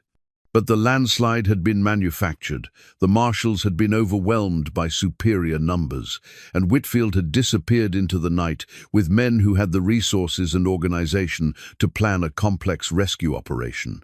"He's not working alone," Doc had gasped out as he'd stumbled into Cole's cabin just after midnight. Marshall said there were at least 8 men involved, all armed with military precision. Someone with serious money is backing Whitfield's play. The implications were chilling. Whitfield's confession and cooperation with federal authorities had been a calculated performance, designed to neutralize the legal obstacles to reclaiming the horses, while his accomplices arranged his escape. Now he was free to pursue his original plan, recovering valuable breeding stock that could fund his flight to whatever sanctuary money could buy. Sarah had taken the news with the composed determination that Cole was beginning to recognize as her response to crisis. While Doc caught his breath by the fire, she'd spread maps across Cole's table and begun planning defensive positions with the tactical awareness of someone who'd given serious thought to protecting valuable assets from armed men. "He'll come at dawn," she'd said quietly. "Standard outlaw tactic hit when people are still half asleep and hoping the night's troubles have passed with the darkness." Cole had asked the obvious question, "How do you know so much about outlaw tactics?" "Because my grandfather didn't just breed horses," Sarah had replied. "He also consulted with territorial authorities on livestock security. I grew up hearing stories about horse thieves and the methods they used. Whitfield's not just a failed rancher, he's a professional thief who's been planning this recovery for months." Now, as pale light began to filter through the cabin windows, Cole positioned himself at the window that offered the best view of the trail approaching from town. The Winchester was loaded and ready, with extra ammunition within easy reach. Sarah had taken position at the back window, armed with a Spencer carbine that she handled with competence that would have surprised men who underestimated her based on her refined appearance. Moonlight and her foals were in the lean-to shelter, protected by thick log walls that would stop anything short of artillery. The horses seemed to sense the tension in their human guardians, standing alert and watchful rather than dozing in their usual morning calm. Movement on the trail, Sarah called softly from her position. 4 riders, coming up the valley slowly. Cole squinted through the growing light, counting silhouettes against the snow-covered landscape. 4 riders, as Sarah had said. But something about their formation suggested coordination and purpose rather than casual approach. They were spreading out as they advanced, creating multiple angles of attack that would be difficult to defend against simultaneously. "They're not coming to negotiate," Cole murmured. "No," Sarah agreed. "They're coming to take what they want and eliminate any witnesses who might complicate their story later." The lead rider was close enough now for Cole to make out details. Marcus Whitfield, looking nothing like the desperate man who'd fled territorial justice weeks earlier. He sat his horse with confidence, wore clothes that suggested recent access to considerable funds, and carried himself like a man who'd never doubted his ability to take whatever he wanted. The other 3 riders were professionals. Cole could read it in their positioning, their alertness, the efficient way they controlled their mounts while keeping weapons ready for immediate use. These weren't frontier drifters looking for easy money. These were men who made their living through organized violence, the kind of hired guns that wealthy criminals employed when they needed problems eliminated permanently. Whitfield raised his hand when the group was still 100 yards out, bringing his companions to a halt while he studied Cole's cabin and the surrounding terrain. He was looking for defensive positions, counting potential threats, evaluating the tactical situation before committing to an approach that might prove costly. "Hart!" Whitfield's voice carried clearly across the cold morning air. "I know you're in there. I've come for my horses." Cole stepped into the doorway, the Winchester held ready but not directly threatening. "Your horses are long gone, Whitfield. Sold to pay your debts and transported to buyers who won't abandon them in blizzards. Don't lie to me, Hart. I know they're here. I know about the Mitchell woman and her fancy papers. But legal documents don't matter when you're dealing with men who don't recognize territorial authority." Sarah appeared at the back window, her Spencer carbine visible enough to make the hired guns shift nervously in their saddles. 4 against 2 wasn't impossible odds, but it was close enough to make professional killers think twice about the cost of their payday. "Whitfield," Sarah called out, "you've got no legal claim to those horses. Your confession to federal authorities invalidated any rights you might have had." Whitfield's laugh was harsh and bitter. "Miss Mitchell, you're thinking like someone who believes law and justice are the same thing. Out here, possession is the only law that matters, and I intend to possess what's mine." One of the hired guns, a lean man with the pale eyes of someone who'd killed often enough to stop counting, leaned over to whisper something in Whitfield's ear. Cole saw the rancher nod and gesture toward the cabin, clearly outlining a plan of attack that would overwhelm defensive positions through coordinated assault. "Hart," Whitfield called out again, "I'm going to give you one chance to be reasonable. Bring out my horses and the Mitchell woman, and I'll let you ride away. Refuse, and my associates will demonstrate why cooperation is in everyone's best interest." Cole felt the familiar calm that had always settled over him in moments of genuine crisis, the same steady focus that had served him during his army days when survival depended on clear thinking under pressure. He'd hoped to avoid violence, but some situations couldn't be resolved through negotiation or compromise. "Whitfield," he called back, "those horses were dying when I found them. You abandoned them to freeze, and now they belong to someone who actually cares whether they live or die. If you want them, you'll have to come through me." "So be it," Whitfield replied, and Cole heard the resignation of a man who'd exhausted his patience with civilized solutions. The attack came with professional precision. Two riders split off to approach the cabin from different angles, while Whitfield and the pale-eyed gunman provided covering fire from their original position. It was a classic pincer movement, designed to divide defensive attention and create multiple threats that couldn't be addressed simultaneously. Cole's first shot took down the rider approaching from the left, the Winchester's .44-40 round, punching through the man's shoulder and spinning him from his saddle. His horse shied and bolted, carrying its wounded rider back down the trail in a cloud of snow and confused terror. Sarah's Spencer cracked almost simultaneously, her shot aimed at the rider, circling toward the back of the cabin. She missed the man, but hit his horse, and the animal's scream of pain and terror echoed across the valley like a declaration of war. Return fire from Whitfield, and his companion sent splinters flying from the cabin's log walls, but the thick timber Cole's father had chosen for construction absorbed the impact without significant damage. The cabin had been built to withstand mountain weather and occasional visits from hostile wildlife, construction that served equally well against human predators. The dismounted rider from Sarah's successful horse shot was now approaching on foot, using the lean-to shelter as cover while he tried to work his way into position for a clear shot. Cole could see him moving through the gaps between the logs, a professional's careful advance that suggested military training and combat experience. "Sarah!" Cole called out. "Man coming up behind the lean-to." "I see him," she replied, and Cole heard the metallic click of her Spencer being reloaded. But the pale-eyed gunman had used the distraction to advance closer to the cabin's front wall, and his next shot spider-webbed the window glass inches from Cole's head. Glass fragments drew blood from Cole's cheek, and he realized that their defensive position was becoming untenable. Professional killers with patience and superior numbers would eventually find angles that couldn't be defended from inside the cabin.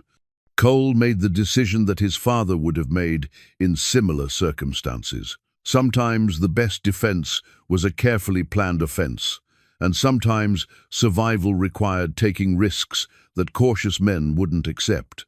"Sarah," he called out, "when I give the signal, put everything you've got into that lean-to. Keep that man pinned down while I deal with the others. Cole, don't do anything stupid." "Define stupid," Cole replied, and heard her laugh despite the bullets flying around them. Cole counted to 3, then burst through the cabin door with the Winchester at his shoulder and his father's calm focus guiding his movements. The pale-eyed gunman was reloading, his attention momentarily divided between his weapon and Cole's unexpected appearance.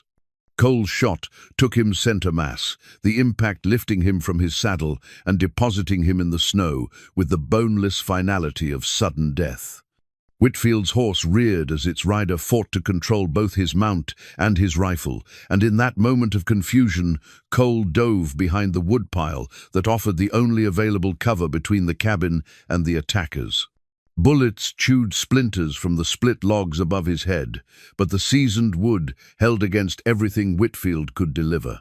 Behind him, Sarah's Spencer spoke again and again, its rapid fire keeping the dismounted gunman pinned behind the lean-to, while Cole dealt with the immediate threat. The rhythm of her shooting suggested she'd found her target at least once, because the return fire from that direction had stopped entirely. Whitfield was alone now, one man against 2 defenders who'd proven they could shoot accurately under pressure. But he was also desperate, and desperate men with nothing left to lose could be more dangerous than professionals who calculated odds before committing to action. "Hart!" Whitfield screamed, his voice cracking with rage and desperation. "Those horses are worth more than your life, more than both your lives. I won't let you steal my future." Cole rose from behind the woodpile with the Winchester steady in his hands, its barrel trained on the man who'd abandoned 3 innocent animals to die, and then returned with killers to reclaim them as property. The range was close enough to count the buttons on Whitfield's coat, close enough to see the madness in his eyes that came from months of running and hiding and planning, revenge against people who'd simply done what was right. "Whitfield," Cole said quietly. "Drop your rifle and ride away. This doesn't have to end with anyone else dying." For a moment, Marcus Whitfield seemed to consider the offer. His rifle wavered in his hands, and Cole saw the calculating look of a man weighing his remaining options against the inevitable consequences of continued resistance. Then Whitfield's face hardened into the expression of someone who'd chosen to gamble everything on one final desperate play. His rifle swung toward Cole with the quick desperation of a man who knew he was beaten but refused to accept defeat. Cole's Winchester spoke once more, its voice echoing across the snow-covered valley like a final judgment on the choices that had brought them all to this moment of violence and resolution. The bloodied bandana had been white when Cole tied it around his neck that morning, a simple piece of cotton meant to keep the winter wind from finding the gap between his collar and his coat. Now it was stained crimson from the bullet graze across his left shoulder, the fabric serving as an improvised bandage while Sarah worked to stop the bleeding that could have been so much worse. Marcus Whitfield lay motionless in the snow where Cole's final shot had dropped him, his rifle fallen from nerveless fingers and his eyes staring sightlessly at the pale morning sky. There was no satisfaction in the sight, no sense of victory or justice served. Only the grim acknowledgement that some men chose their own endings through the decisions they made when conscience and greed pulled in opposite directions.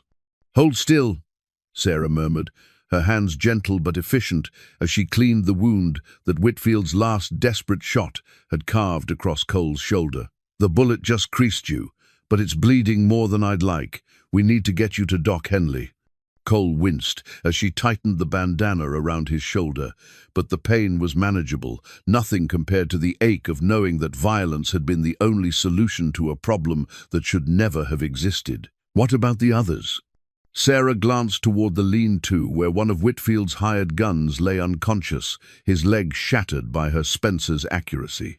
The man Cole had shot first was sitting propped against a tree, his wounded shoulder rendering him harmless but alive.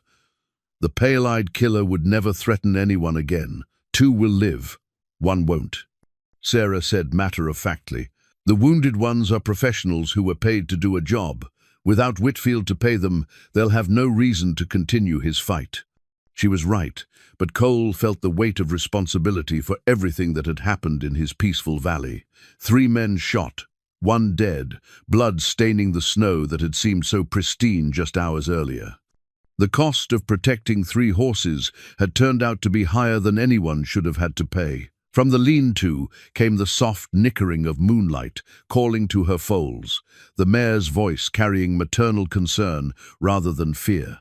The horses had weathered the gunfight with the steady calm that marked animals who'd learned to trust their human protectors completely. Whatever violence had erupted around them, they seemed to understand that Cole and Sarah had been fighting to keep them safe. "We need to send word to Sheriff Daly," Cole said, struggling to his feet, despite Sarah's protests about rest and proper medical attention. "There'll be questions about what happened here, investigations, maybe federal involvement again." "There will," Sarah agreed, "but this time the evidence speaks for itself. Whitfield escaped from federal custody, assembled a gang of hired killers, and attacked your property with deadly force. Any investigation will show that you defended yourself and my legitimate claim to the horses." She was probably right, but Cole had lived long enough to know that legal truth and investigative conclusions didn't always align perfectly. The fact that he'd killed a man, even a man who'd been trying to kill him, would bring scrutiny from authorities who might view the entire situation differently than the people who'd lived through it. The sound of approaching horses drew their attention to the trail leading up from town. Cole's hand moved instinctively toward his Winchester before he recognized the steady rhythm of riders who weren't trying to approach stealthily. Sheriff Daly appeared first, followed by Doc Henley and 2 men Cole didn't recognize, but whose badges and professional bearing marked them as federal marshals. "Looks like news travels fast," Sarah observed, helping Cole settle back onto the cabin steps where Doc could examine his wound properly. Sheriff Daly surveyed the scene with the expression of a man who'd seen enough violence to read its story in the positions of bodies and the patterns of blood in snow. His eyes lingered on Whitfield's corpse, then moved to the wounded gunman, then finally to Cole and Sarah, sitting beside the cabin that had become an impromptu fortress. "Cole," the sheriff said quietly, "you all right?" "I'll live," Cole replied. "Can't say the same for everyone who rode up here this morning." One of the federal marshals, a tall man with grey hair and the weathered face of someone who'd spent decades tracking criminals across difficult country, dismounted and approached Whitfield's body. He knelt beside the dead man, checking for signs of life that everyone already knew wouldn't be there. "Marcus Whitfield," the marshal said, standing and brushing snow from his knees, "wanted for interstate fraud, conspiracy, escape from federal custody, and now attempted murder. Mr. Hart, it appears you've solved several of our problems simultaneously." Doc Henley was examining Cole's shoulder with the careful thoroughness that had made him the most trusted physician in 3 counties. "Clean wound," he pronounced. "Bullet barely creased you, but you'll want to keep it clean and avoid heavy lifting for a week or 2. The second marshal was questioning the wounded gunman, his notebook filling with details that would undoubtedly become part of an official report. Cole caught fragments of their statements, admissions of being hired for a specific job, denials of knowing anything about Whitfield's larger criminal activities, the usual self-serving testimony of men trying to minimize their legal exposure. "Marshal Thompson," Sarah said, addressing the gray-haired federal officer, "I assume you'll want to examine the documentation regarding ownership of the horses Whitfield was trying to steal." "Yes, ma'am, we will," Thompson replied. "Though given the circumstances of his death and his escape from custody, I suspect the federal government's interest in this case has been largely resolved. Dead men don't stand trial, and living victims of attempted murder don't usually face charges for defending themselves." Sheriff Daly nodded agreement. "This looks like a clear case of self-defense to me. Whitfield brought armed men to Cole's property with the obvious intention of taking the horses by force. What happened next was entirely his responsibility." Cole felt some of the tension that had been building in his chest begin to ease. The legal complications he'd been dreading might prove less severe than he'd feared.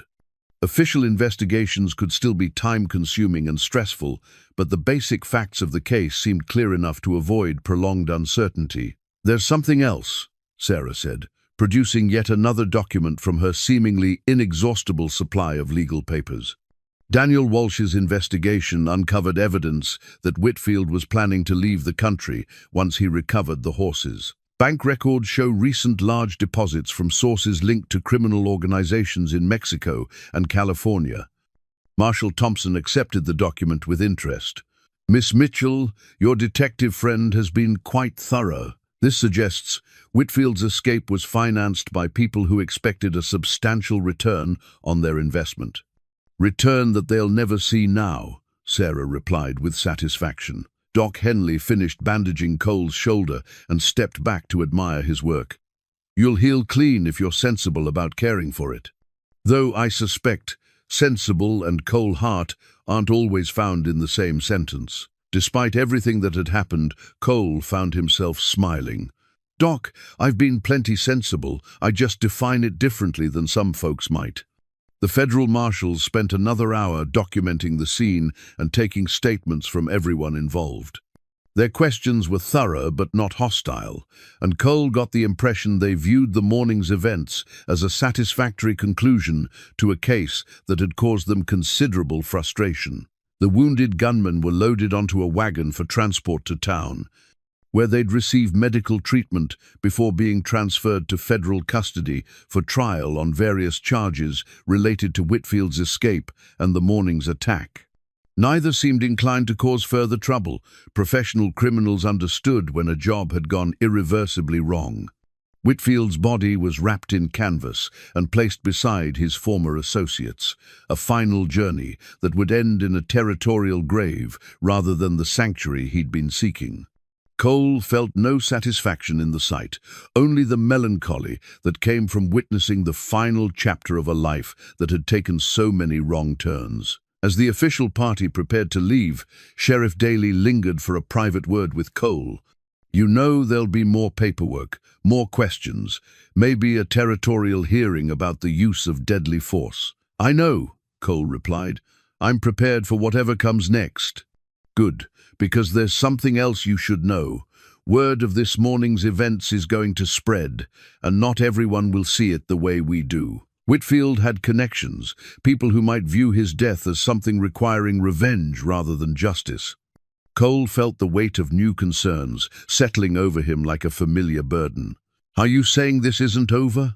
"I'm saying be careful," Sheriff Daly replied. "You've made some powerful enemies today, even if you've also resolved some serious problems. Keep your eyes open and your rifle close until we're sure all of Whitfield's associates have been accounted for." After the official party departed, Cole and Sarah stood in the sudden quiet of their valley, watching the sun climb higher over peaks that had witnessed violence and resolution in equal measure. The snow around the cabin was stained with blood that would melt away with the next warm weather, but the memory of the morning's events would remain as permanent as the scars Cole's wound would leave. The bloodied bandana around his shoulder had darkened from bright red to rusty brown, its fabric holding the proof of how close the morning had come to ending very differently. But it also represented survival, the price paid for standing up to men who believed that want and violence were sufficient justification for taking whatever they desired. Moonlight and her foals emerged from the lean-to as calm returned to their world.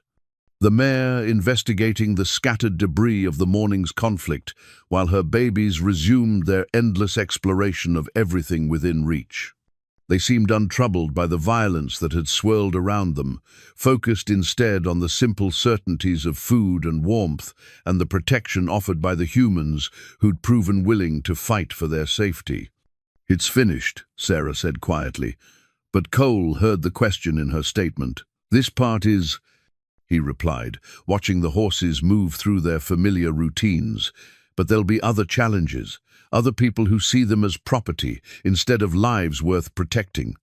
"Then we'll face those challenges together," Sarah said, and Cole heard the promise in her words that partnership meant more than shared ownership. It meant shared responsibility for whatever came next. The bloodied bandana would heal, as wounds always did given time and proper care. But the choices that had led to this morning's violence would continue to shape their lives in ways neither of them could fully predict. Some decisions, once made, created obligations that lasted far beyond the immediate moment of choice. Cole touched the bandana gently, feeling the damp warmth of blood that had already begun to clot. The price of standing up for what was right had been paid in pain and violence, but it had also been paid willingly by people who understood that some things were worth defending, regardless of the cost. The morning's battle was over, but the longer war for justice and compassion in a harsh world would continue as long as there were people willing to fight for those who couldn't fight for themselves. Spring had come early to the valley, melting the last traces of snow that might have reminded visitors of the violence that had stained the white landscape 3 months earlier. The new halter hung on a peg beside Cole's cabin door, its leather still stiff with newness, and its brass fittings bright with the promise of gentler purposes than the iron brand that now gathered dust in his kitchen drawer. Sarah had commissioned the halter from the finest leatherworker in Denver, its design elegant but practical, crafted for a mare who deserved better treatment than she'd received from men who saw her only as valuable property. The nameplate read "Moonlight" in flowing script, but below that, in smaller letters, were the words "Rescued by Cole Hart." February 1893, a permanent reminder of the night when one man's conscience had overcome winter's attempt to claim 3 innocent lives. The partnership between Cole and Sarah had evolved into something neither had quite expected when they'd first shaken hands over legal documents and shared determination to protect the horses they'd both come to love. What had begun as a practical arrangement to resolve ownership issues had grown into a genuine collaboration built on mutual respect and shared values that went far deeper than mere business convenience. The horse ranch they'd established together bore no resemblance to the grandiose enterprises that wealthy Eastern investors sometimes imposed on Western landscapes. Instead, it reflected the practical wisdom of people who understood that successful breeding required patience, careful attention to individual animals, and the kind of daily care that couldn't be delegated to hired hands who lacked personal investment in the outcome. Moonlight's foals had grown into magnificent yearlings, their bloodlines expressing themselves in ways that vindicated Thomas Mitchell's faith in careful genetic selection. The chestnut, whom they'd named Dakota in honor of his birth during the blizzard, showed the intelligence and athletic ability that marked superior saddle horses. His darker brother Storm displayed the speed and grace that suggested a future in racing circles, though Cole had insisted that any competition would wait until the young horse was mature enough to handle the pressures without psychological damage.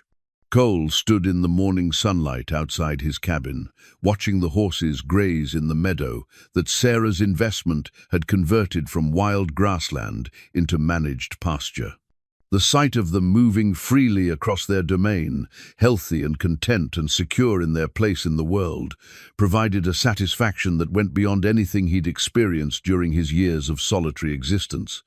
Doc Henley's approach was announced by the familiar sound of his horse's steady gait and the doctor's habit of humming old army songs when he was pleased with the world. The physician had become a regular visitor to the ranch, partly from professional interest in Cole's complete recovery from his gunshot wound, but mostly from genuine friendship and his fascination with the transformation of his former patient from isolated drifter to successful partner in a growing enterprise. "Morning, Cole," Doc called out as he dismounted. "Sarah around this morning?" "She's in Denver, meeting with potential buyers for some of Dakota's offspring when he's old enough to breed," Cole replied. "Should be back this afternoon with news about whether those California horse people are as interested as they claim to be." "Good for her, and good for you. This place is starting to look like a real ranch instead of a hermit's hideout." Cole smiled at the gentle teasing. Doc was right. The addition of Sarah's business acumen and financial resources had transformed his simple cabin and lean-to into the nucleus of an operation that was beginning to attract attention from serious horse breeders across the territories. But the changes went deeper than mere physical expansion. "Doc," Cole said, "you remember that conversation we had last winter when you asked me what I was running from out here?" "I remember you telling me it was none of my business," Doc replied with a grin. "Well, maybe it was your business after all, or maybe it just took me a while to figure out that I wasn't running from something I was looking for, something I didn't know how to name." Doc studied Cole's face with the careful attention he gave to patients whose symptoms were changing in significant ways. "And did you find it?" Cole gestured toward the meadow, where Moonlight was teaching her yearlings the fine points of establishing dominance within the herd structure. "I found purpose, Doc. Not the kind that comes from doing what you're supposed to do, but the kind that comes from doing what you're called to do, even when it's inconvenient, even when it's dangerous." "Purpose," Doc repeated thoughtfully. "That's a powerful medicine, Cole. Probably the only cure for the kind of wounds you were carrying when you first came to this valley." They were interrupted by the sound of approaching riders, 3 horses moving at the easy pace of people who weren't in any particular hurry, but had somewhere specific they intended to go. Cole recognized Sheriff Daly's silhouette before the lawman was close enough for conversation, but the other 2 riders were strangers, whose purpose Cole couldn't immediately determine. "Tom," Cole called out as the sheriff approached, "you're a long way from town for a social visit." "Official business, I'm afraid," Sheriff Daly replied, though his tone suggested nothing immediately threatening. "Cole, I'd like you to meet Judge Patricia Thornton from the Territorial Capital, and Michael Harrison, who represents the Territorial Legislature's Committee on Livestock Regulations." Cole shook hands with both visitors, noting Judge Thornton's firm grip and direct gaze. and Harrison's slightly nervous manner that suggested a man more comfortable with paperwork than frontier ranches. Their presence undoubtedly meant complications of some kind, but Cole had learned to approach such situations with calm interest rather than defensive suspicion. "What can I do for you folks?" Cole asked. Judge Thornton dismounted with the efficient movements of someone accustomed to official travel across difficult country. "Mr. Hart, we're here because your case has attracted considerable attention from territorial authorities interested in establishing legal precedents for similar situations." "Precedents?"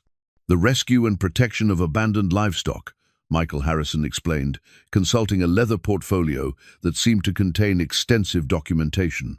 "Your actions during the blizzard and the subsequent legal resolution of ownership questions have been studied as a model for how such cases might be handled in the future." Doc Henley leaned against his horse with the expression of someone settling in to enjoy an interesting conversation. "Are you saying Cole's become famous in legal circles?" "In a sense, yes," Judge Thornton replied.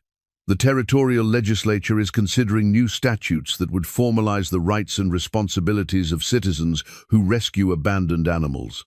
Your case provides an excellent example of how individual conscience and legal requirements can be balanced to serve both justice and practical necessity." Cole felt a familiar wariness at the mention of legal formalization. "What kind of statutes?"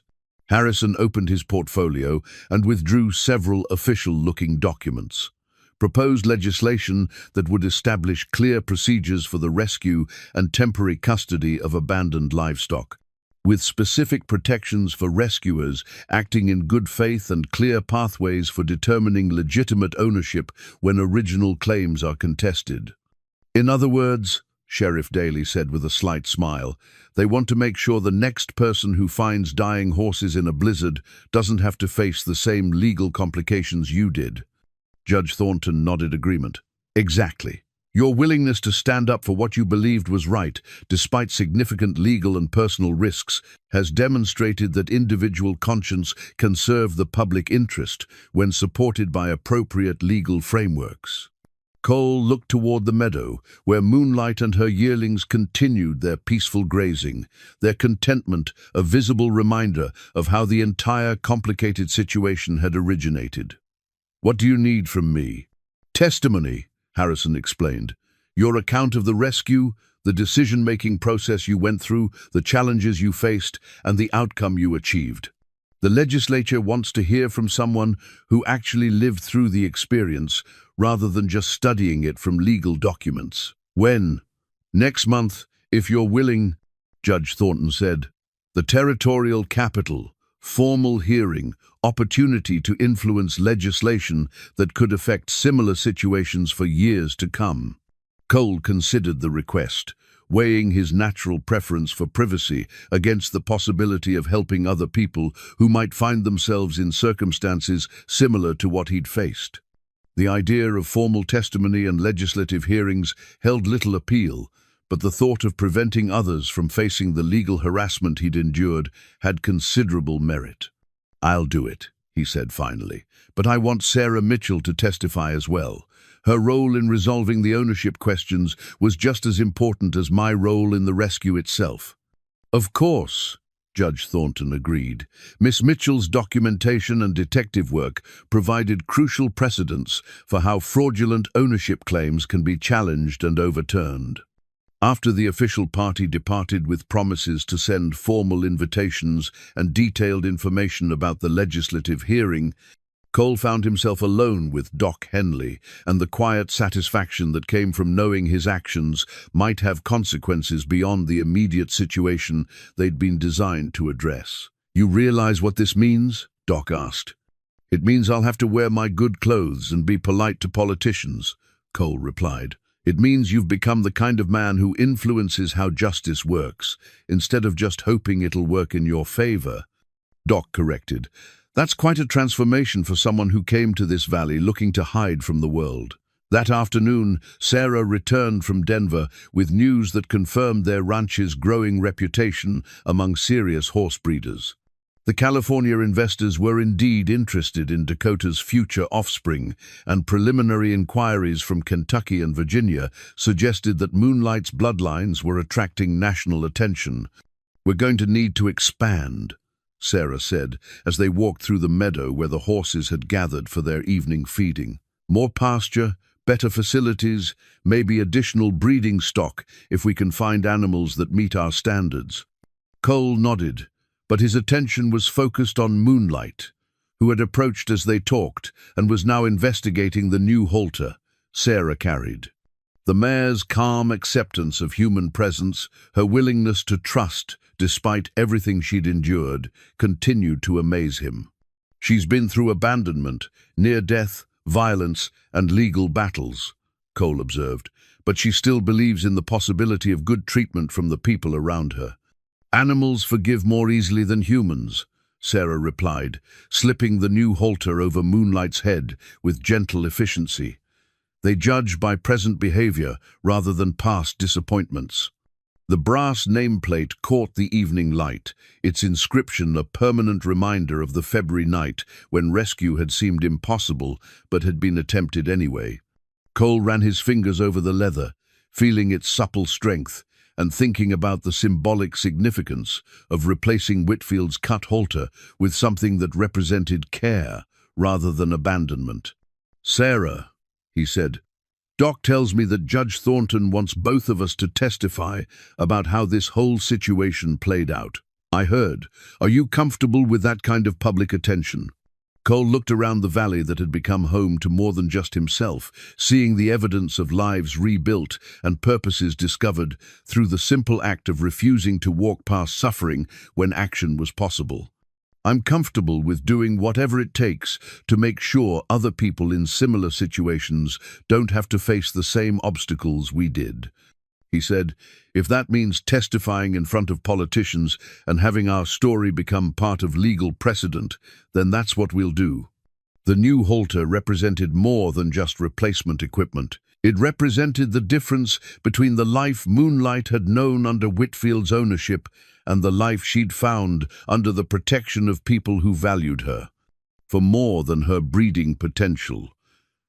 But it also represented the transformation that had occurred in Cole himself, from a man who'd isolated himself from responsibility to one who'd accepted the challenges that came with caring about outcomes beyond his own immediate comfort.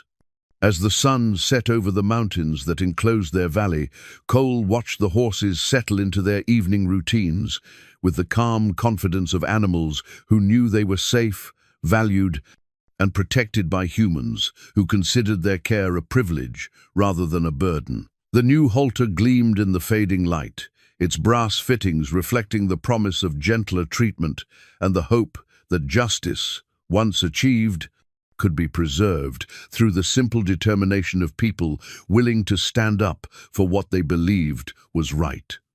The fight for Moonlight and her foals was over, but the larger battle for a world where compassion and law worked together instead of against each other would continue as long as there were people brave enough to risk everything for the sake of creatures who couldn't protect themselves. Sometimes, Cole reflected, the smallest decisions carried the largest consequences. The choice to climb down from Buck's back during a howling blizzard had led to partnership, purpose, and the possibility that his story might help others facing similar moments when conscience and convenience pulled in opposite directions. The new halter would weather and soften with use, but its inscription would remain as permanent as the changes that rescue and commitment had brought to all their lives. In the end, Cole thought, that might be the only kind of immortality that really mattered, the knowledge that standing up for what was right had made a difference that would outlast the people who'd made the choice to act when action was needed most.